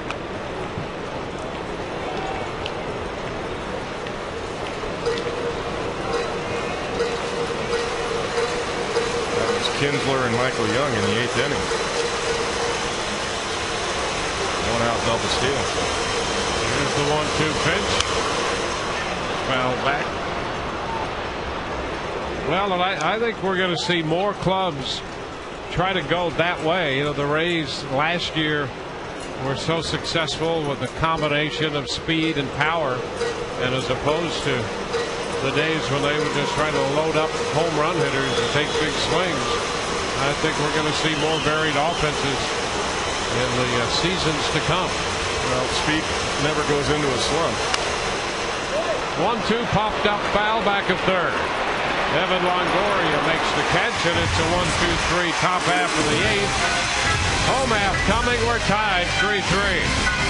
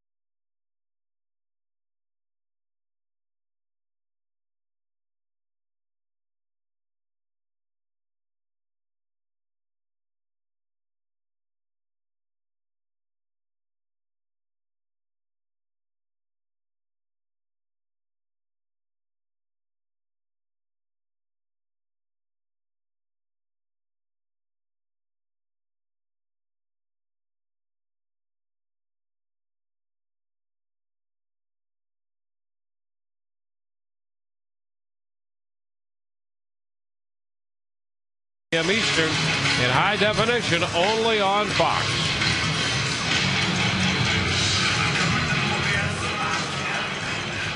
Our game moves into the bottom of the 8th.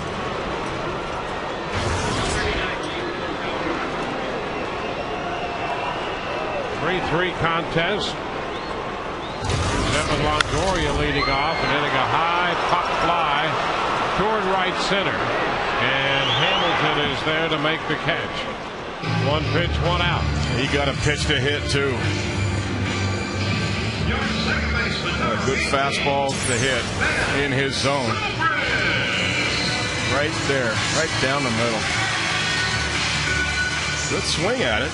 Got underneath it. Neftali Felice on the hill. He's worked 2 1/3 in relief of Hunter, who pitched 5. Now Zobrist. Ben takes a pitch away.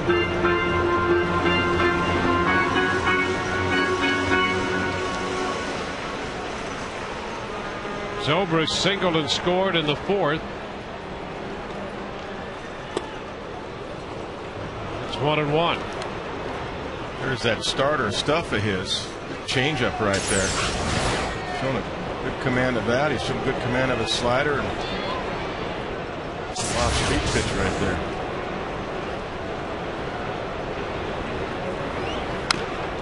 Tap foul. C.J. Wilson stays busy in the bullpen with Pena due next.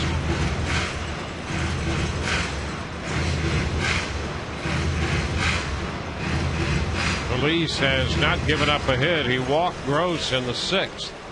J.P. Howell is up in the Rays bullpen.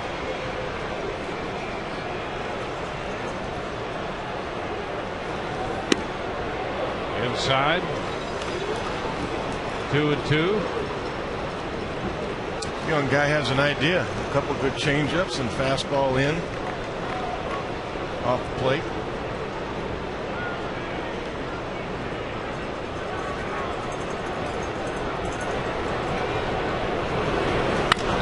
Fly ball lifted into left center field. Murphy going back on the track against the wall, and he makes the catch. Murphy, a step and a half from the wall out there, made the grab, and his momentum carried him against the wall, and he held on that long drive off the bat of Ben Zobrist. That's our Scott replay. Backdoor breaking ball right there, and that's a nice pass to the ball by Ben. Good use of the lower half, the legs right there, but that was a great play by Murphy. He had a good read on it. Tracked it all the way. Never took his eyes off it. Felice knew he made a mistake. So Ron Washington comes out to make a pitching change here. 2 out, space is empty in the bottom of the 8th. Back in a moment.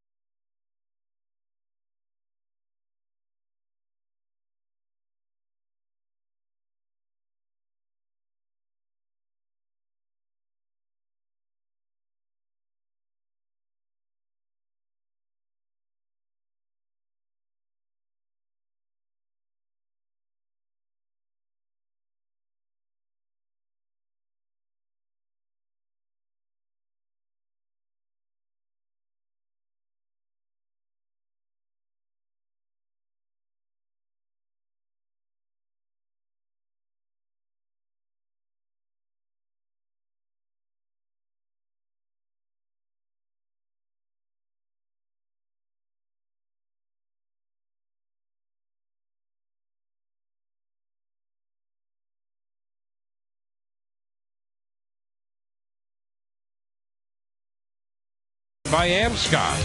You're okay with us. C.J. Wilson, the new Texas pitcher, on to face the left-handed bat of Carlos Pena. The first pitch, he swings through the high fastball. Strike 1. Wilson, 4 and 5. Well, he's been a workhorse. 55 games that he's been in.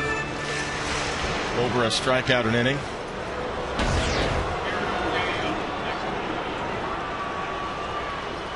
Pena accounting for all 3 of the Rays' runs so far tonight. He hit a solo home run in the 2nd inning against Tommy Hunter. And then with Zobrist aboard in the 4th inning, hit a curveball out to right center field. Swing and a miss. He was trying to do it again on that cut. 0-2. Missed the fastball.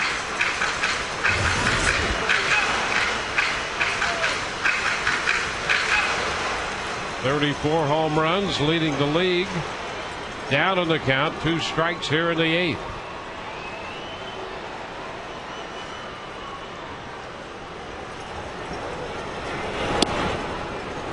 One ball, 2 strikes.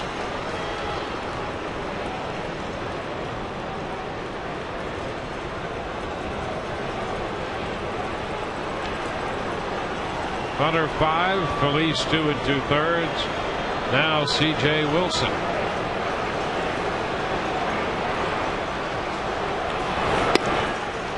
A little bit wide. 2 2. Wilson's throwing hard. He's going right at Carlos too with his fastballs. Teagarden sets up away and CJ hits the spot, but Jerry Lane made the right call.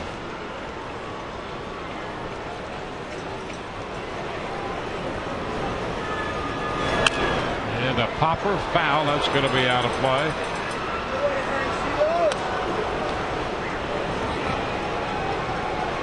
Just power on power right here. Fastball hitter, fastball pitcher.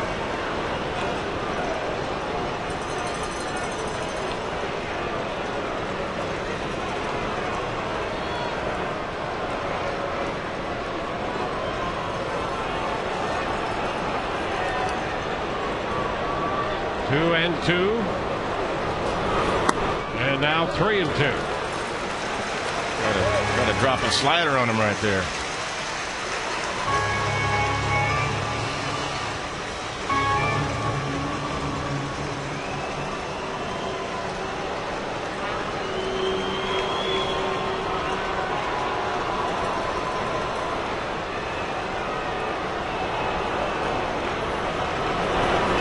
He walks him.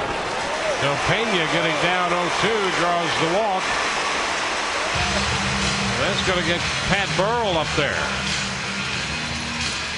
Pat's walked and a fly ball to left and is grounded to the shortstop.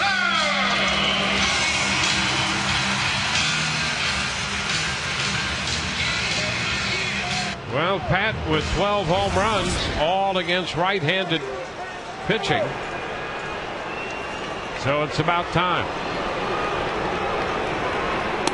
And he takes one upstairs. Fastball. 1 ball, no strikes.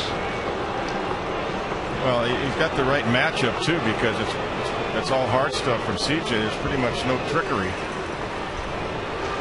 He's got a good fastball. That was 93. He's got a hard slider, 88. A 1-0 pitch. Ball 2.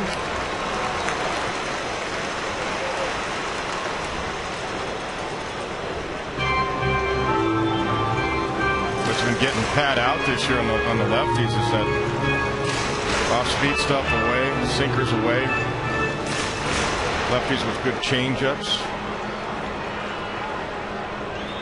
But this should be a better matchup for Pat. He takes that pitch for a strike, a fastball. 2-1. That ball's pretty much right there. Pat couldn't pull the trigger on it.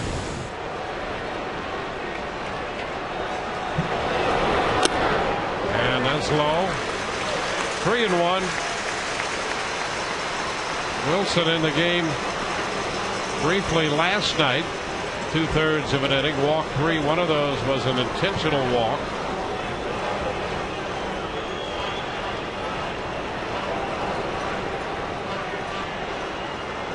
(3-1) to Burrell, and he bounces it foul. So that takes the count full. It's the 3-1 fastball right there, fouled.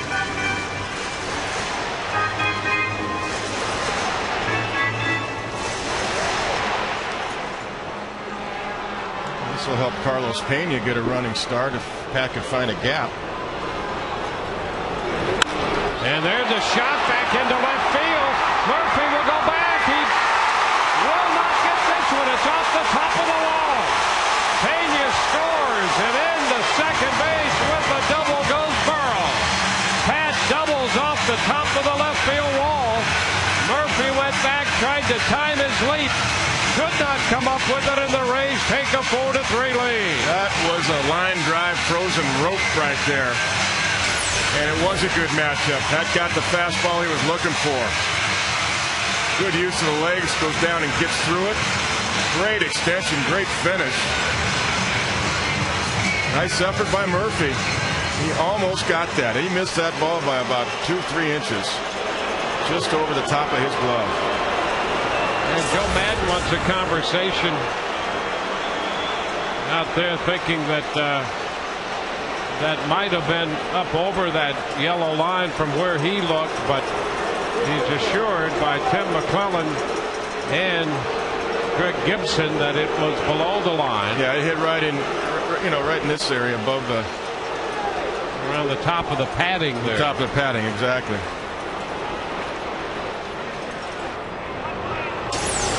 Take a look right here. Here's David Murphy. Really fine effort by David. Timed his leap perfectly, but look where it hits, right there on top of the padding, and Karam's back in toward the field. And once it did that, that was good news for Carlos Pena to score. So now the Rays have taken a 4-3 lead. Pat Burrell gets a nice hand, and he has to feel good about that, delivering a big hit here in the bottom of the 8th inning. So he's lifted for the pinch runner, Gabe Kapler.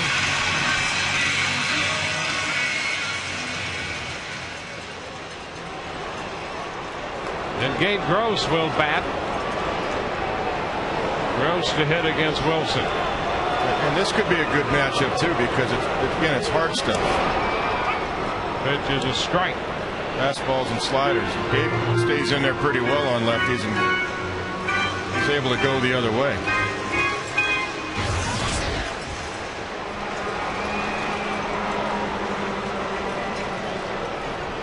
So the walk and the double, and the Rays have a run in the 8th. Now Gross hits a fly ball back into left. Murphy will have to go back on the track. Just a step back of the track makes the catch. Rays are out in the 8th, but they score a run. Burrell doubles home Pena. That makes it 4-3 through 8.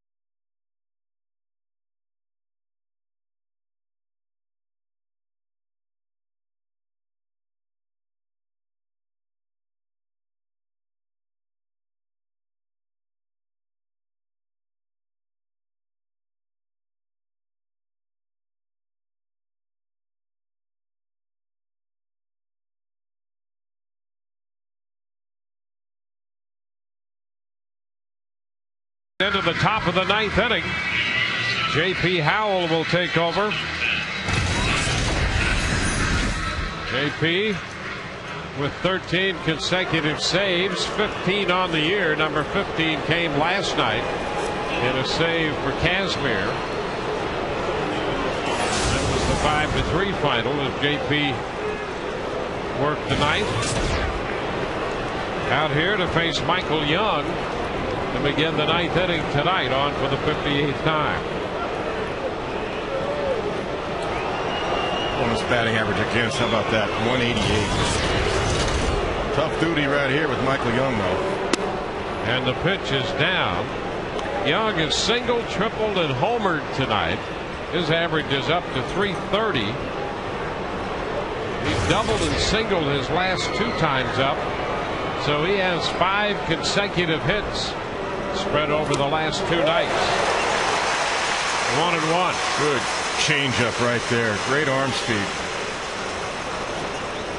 74-mile-an-hour changeup.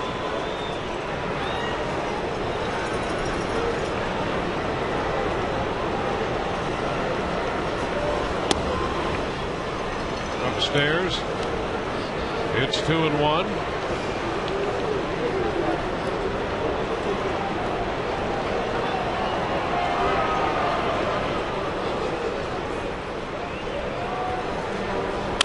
Ground ball headed to second. Zobrist with the throw to first in time. And Young is out of there 4-3. So a big first out. One away. Got Michael off the end of the bat a little bit with that good movement, good arm speed of JP. Now Nelson Cruz will pinch hit for David Murphy. Howell faced Cruz last night. Got him on a ground ball to third.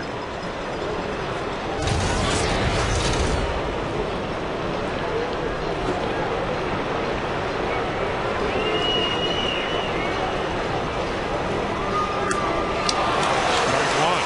Wow. Quite a pitch. Sure is. Look at that bottom fall out right there. The waving of the hands.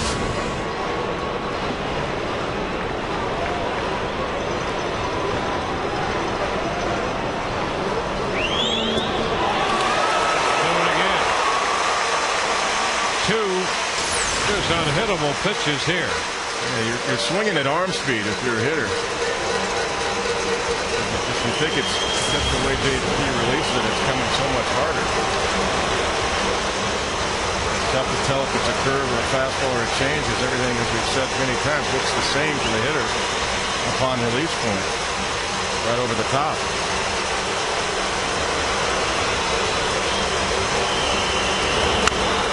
Fly ball into left field. Crawford comes in and makes the catch.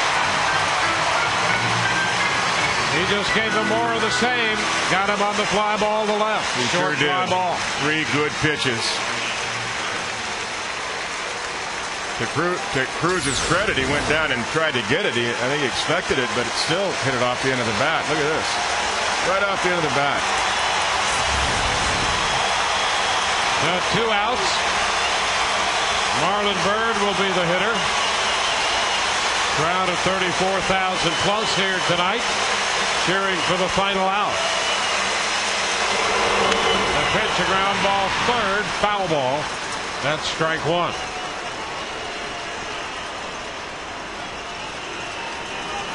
Rays took a 2-0 lead.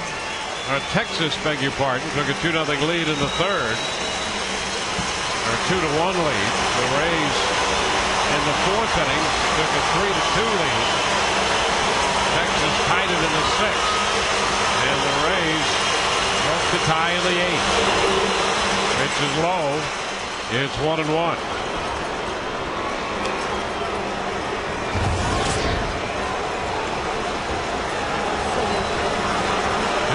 Bases empty. Rays live the post game to follow the coverage of this one. And it's a little low. 2-1.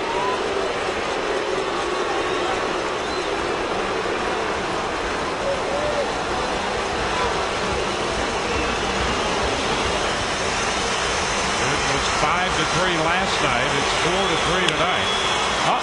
There's a drive deep to left, and this game is tied. A 2-1 pitch, and Marlon Byrd ties the game 4-4. His 15th home run of the year. And so the game is again tied.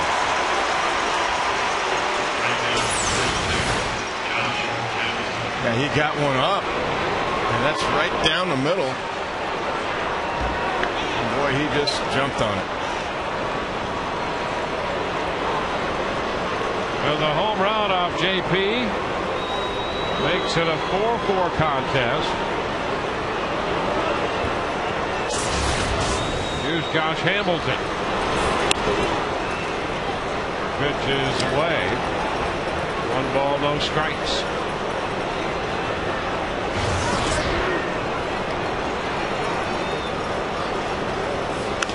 Hamilton fouls it. 1-1.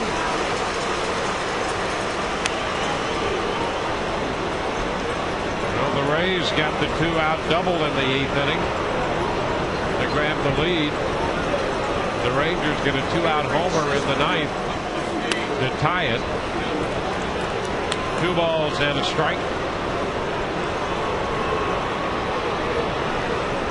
Yeah, that was a changeup. A couple curveballs, a couple changeups. So the changeup to Bird, it just stayed up. Normally we're used to seeing that fade away. Hamilton with a popper into short center. And that is caught by Bartlett. Boy, that's quite a play. Upton was deep in center, couldn't get there, and Bartlett went out from shortstop all the way out to center field to catch this one. It's a tie game on the Bird home run, 4-4.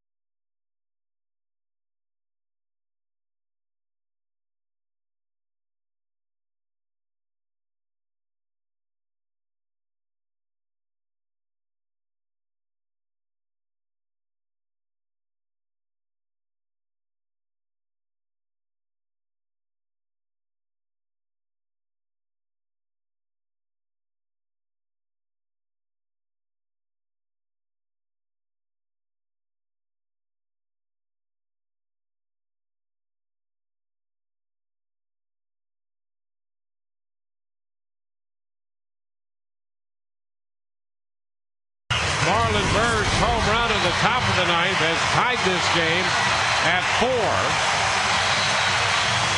Byrd, by the way, moves from center to left as Texas reconfigures its outfield. Nelson Cruz is in right field. Hamilton moves from right field to center. And Byrd, as you saw, moves from center field to left. Darren O'Day will be the new pitcher for Texas, their 4th of the night.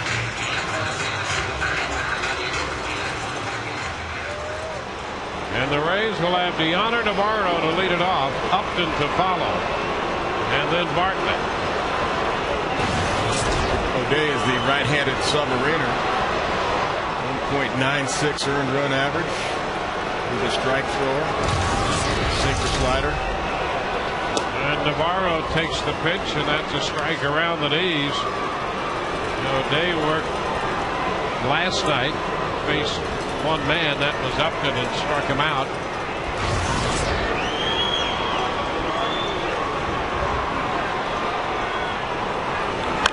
Navarro fouls it for 2.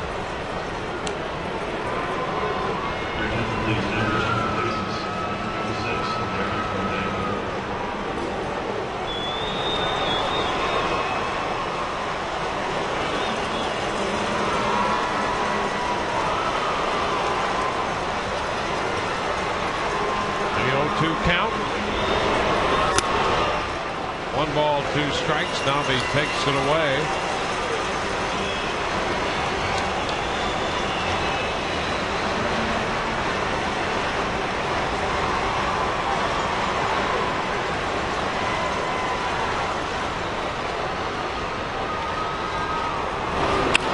And a little looper out to shortstop, caught by Andrus for the out.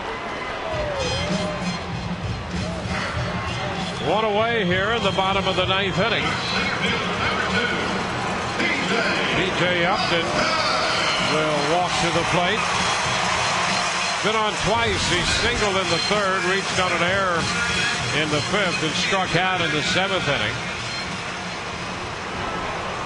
0 for 4 lifetime against O'Day.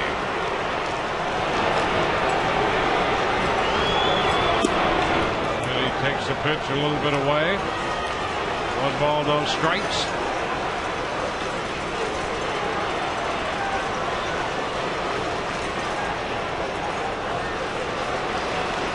1-0 the count. And he fouls it back 1-1.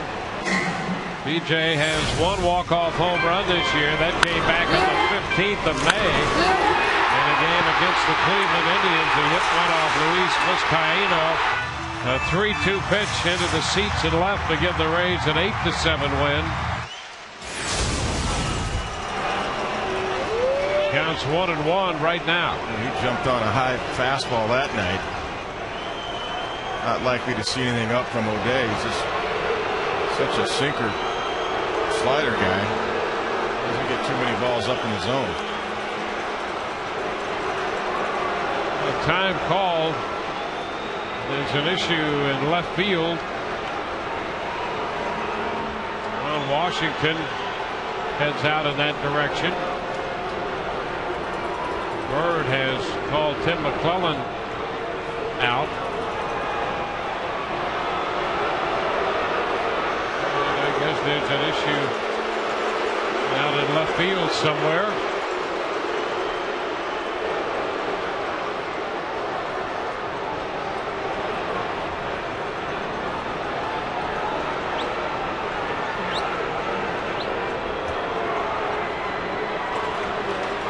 Not sure what happened out there, but Bird got the attention of the umpires, and Tim McClellan is looking up into the stands right now with security.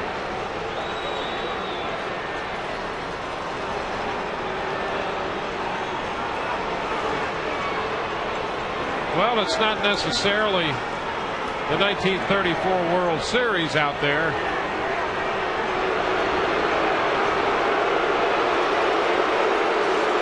And I think everything ultimately is going to be okay.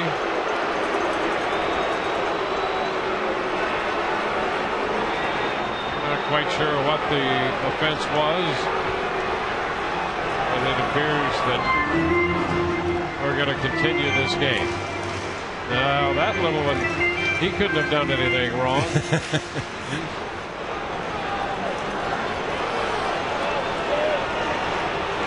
Bird's deep enough in left field where he can hear anything, or if somebody did toss something down there, he definitely is within distance.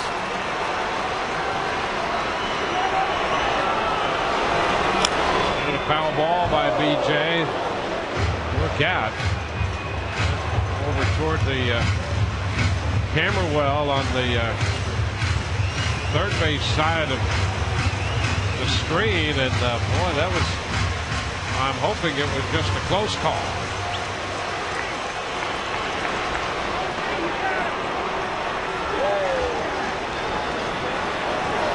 1-2 now the count. And Upton waves and misses at that one, and that was as much a swing at the delivery as it was anything. Sure was. Slider. Look at this delivery. And down under right there.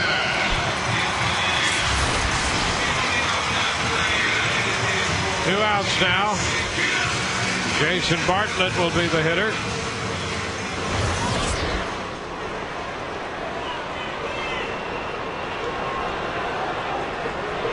Jason 1 for 4 tonight. Strike one. Looking at Michael Young, can he get any closer to third base? He would have to be standing right on top of the bag. I don't think a ball's going between him and the bag. Look at how he's set up. He's 1 foot from the bag. That's fouled back. Nothing in 2. You know, Bartlett is 2 for 2 off O'Day, and That's saying something. Because this guy is very unorthodox in that delivery from down there. We've seen Chad Bradford for the Rays make his deliveries that way.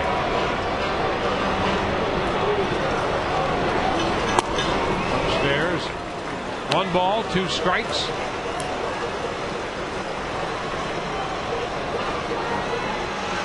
And Balfour is busy in the Rays bullpen.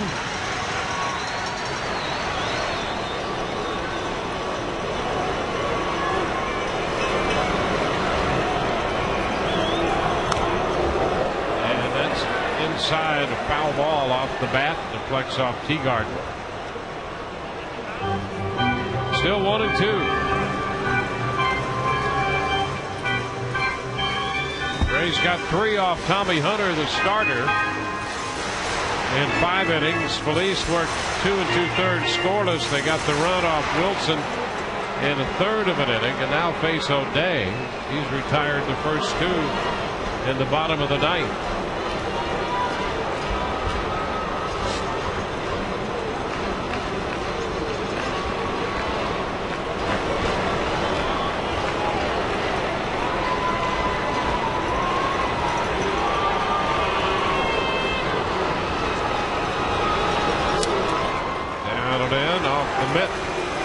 This time of Teagarden, it's a 2-2 count.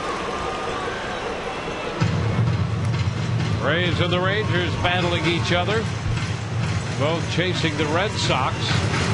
Boston won big today at home over New York, 14-1.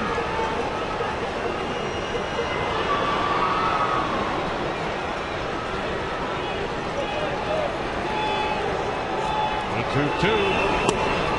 It's low, so Bartlett with a very good at bat has worked it full. Well, he's battling. That's a tough pitch to lay off him, but he's reading the ball pretty well. You'd expect that 3-2 slider, the one that he threw to BJ, to be the pitch right here.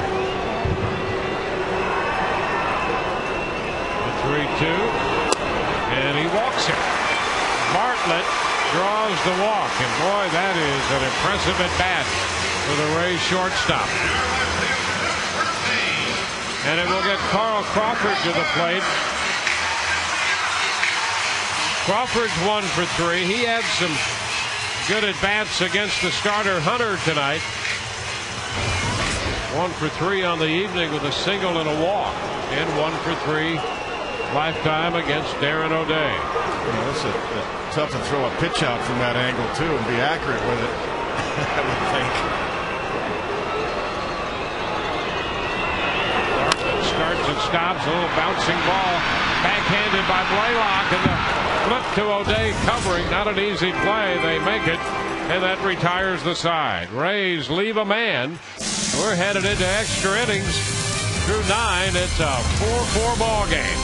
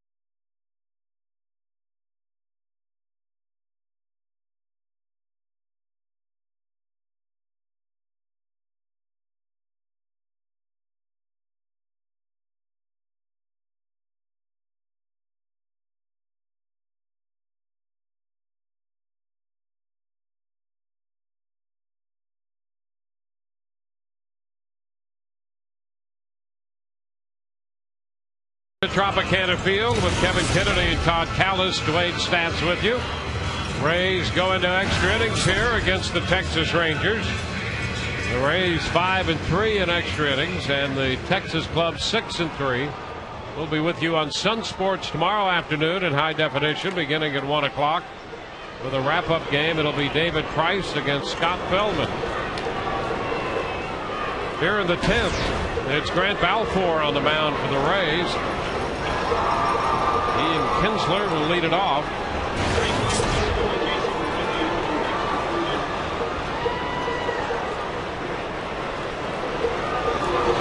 Kinsler takes the pitch, and that's a strike. Kinsler, nothing of 3. BLALOCK next, and Teagarden, the third hitter of the inning. It's 1-1.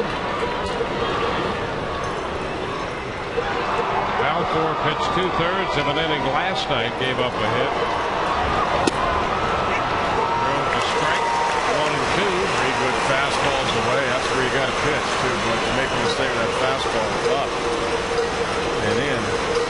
We're talking about what Kinsler likes to do that.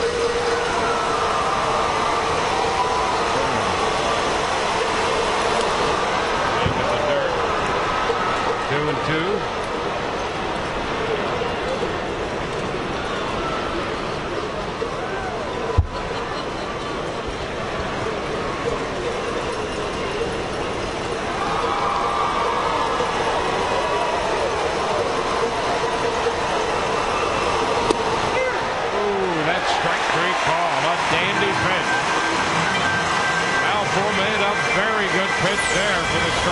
Well, Ian Kinsler was looking for one fastball middle in, and he didn't get it the whole at bat. He just painted him up. That is a beautiful pitch. Great overhead shot right on the outside corner. 8th strikeout for Rays pitching.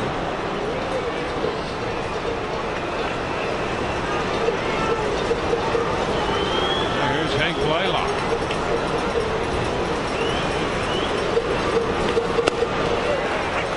Strike, fastball.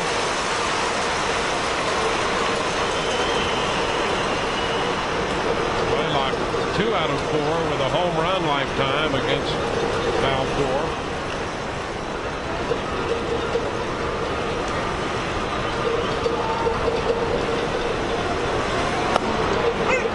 That's a strike at the knees. 1-2.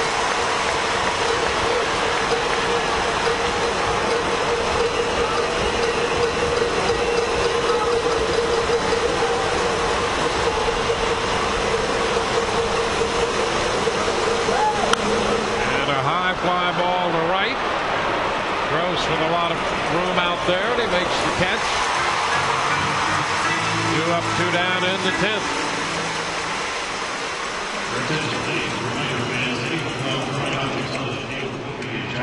2 outs with Taylor Teagarden coming up now. Frank Francisco on the right side of your screen, and Jason Grilly, the right-hander, on the left side. Francisco being the closer, of course, he's up in case the Rangers score. Pitch to Teagarden is low, a slider. And if they don't score, you gotta believe it's Jason Grilly. That's why you would have 2 right-handers up. And a high pop-up. That's a foul ball, and they have lost sight of it, and Balfour comes back to make the catch. Did it touch anything in foul territory is the question. That's the question. And Balfour, who made the catch, talking with Jerry Lane.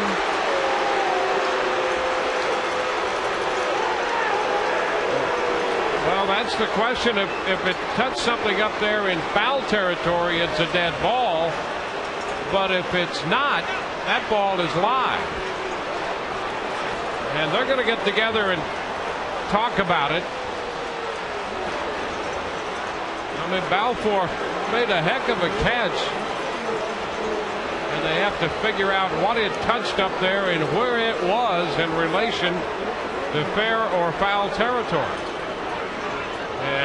hadn't seemed satisfied that it's a dead ball. Well, the way it looked, I mean, when Longoria was calling for it in foul territory, it looked like it was going foul. So, see, a batted ball strikes a catwalk, light, or suspended object over foul territory.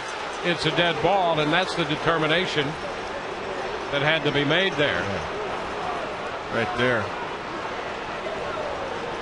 I think they got that right, just because Longoria was calling it and he was in foul territory, and I think the ball hit the catwalk in foul territory. I think Jerry Lane got it right.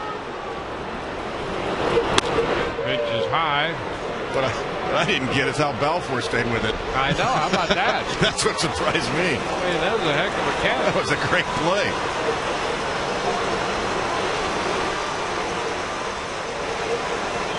The count is now 2-1.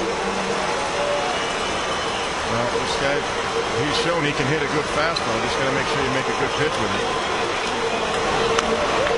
That's foul. Out of play, and so the count goes to 2-2.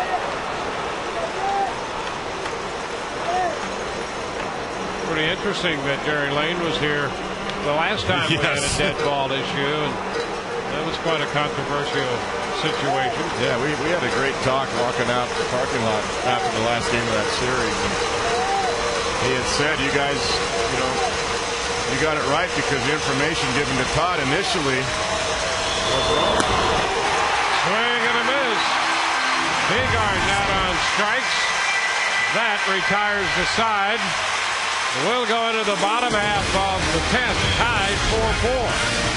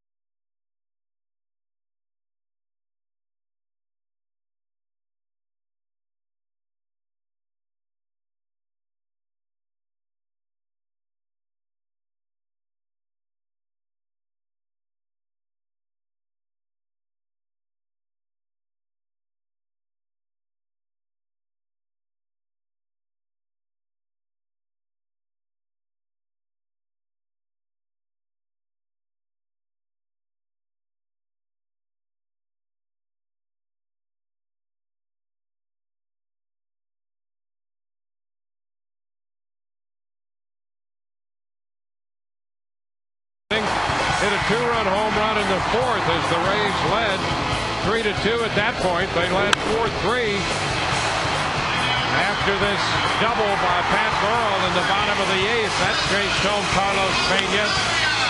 But Marlon Byrd in a 2-out solo home run in the 9th to tie it 4-4. So here we are in the bottom half of the 10th, tied 4-4. Evan Longoria, looking for his first hit tonight, steps in against Jason Grilli. And the first pitch is in there. That's a strike. Evan is grounded to third, grounded into a double play.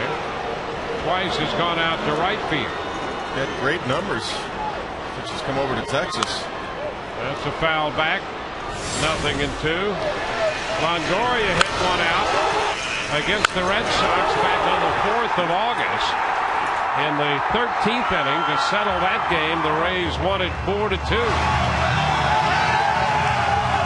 he is in the bottom of the 10th tonight, down 2 strikes. And he's hit by that pitch. So Longoria hit by a pitch, and the Rays have the leadoff man on in in the bottom of the 10th. Yeah, just got away from Jason Grilly. I mean, trying to go away. How do you miss by that much? My goodness. At TEAGARDEN, he's sitting away. I can understand hitting him if he try to come up and in, but that one just completely got away from Jason Grilly. And obviously he's not trying to do that in this situation with Carlos Pena already having 2 home runs today.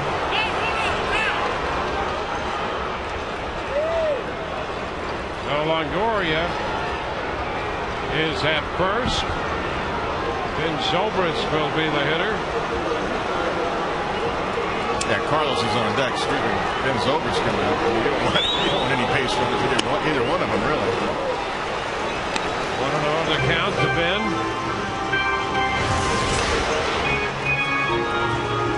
Got a nice hole on the right side for him, too.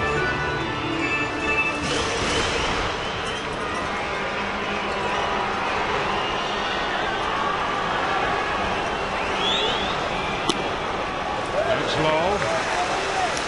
2-0.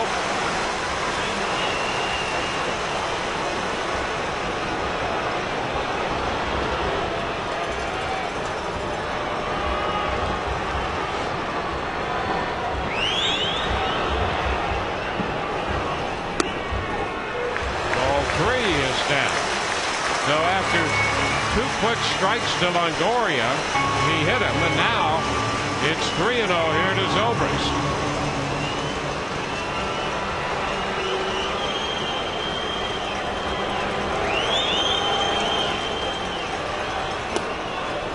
And a strike at the knees.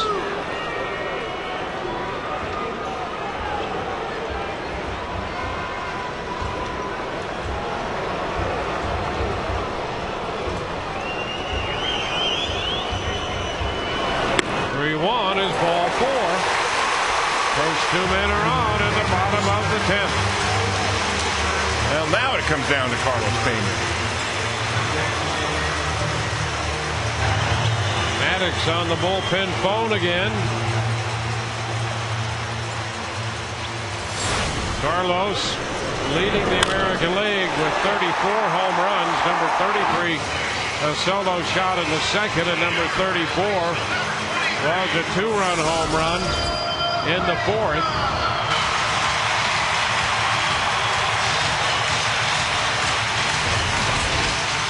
He walked and scored in the 8th.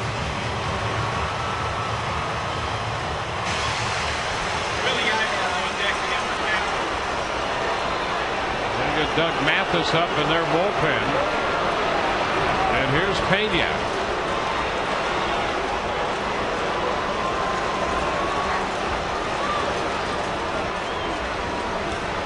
Pitch in the dirt, and it's blocked by TEAGARDEN. 1-0.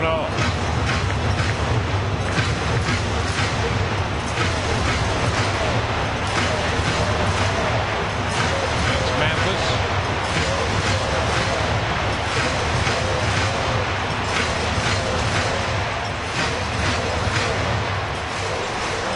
The Rays trying to stay 3 games back in the wild card race.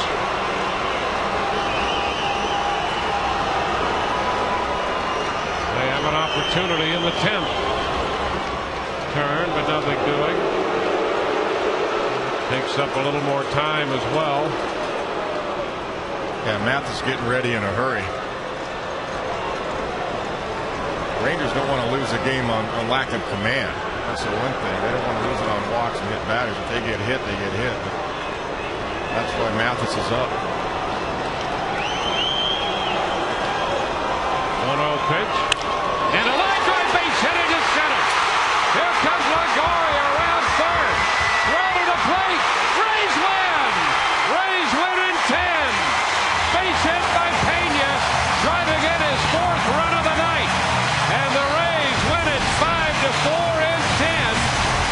Longoria scores from second on the base hit to center.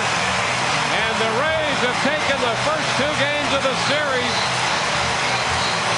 They stay 3 back of Boston in the wild card, and what a night for Carlos Pena.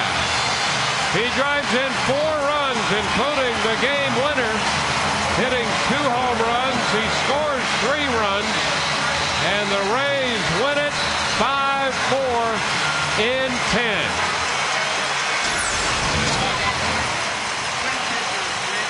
Got a fastball out over the plate. They tried to go away with him, and it kind of cut on him and came back over enough where Charles could get to it.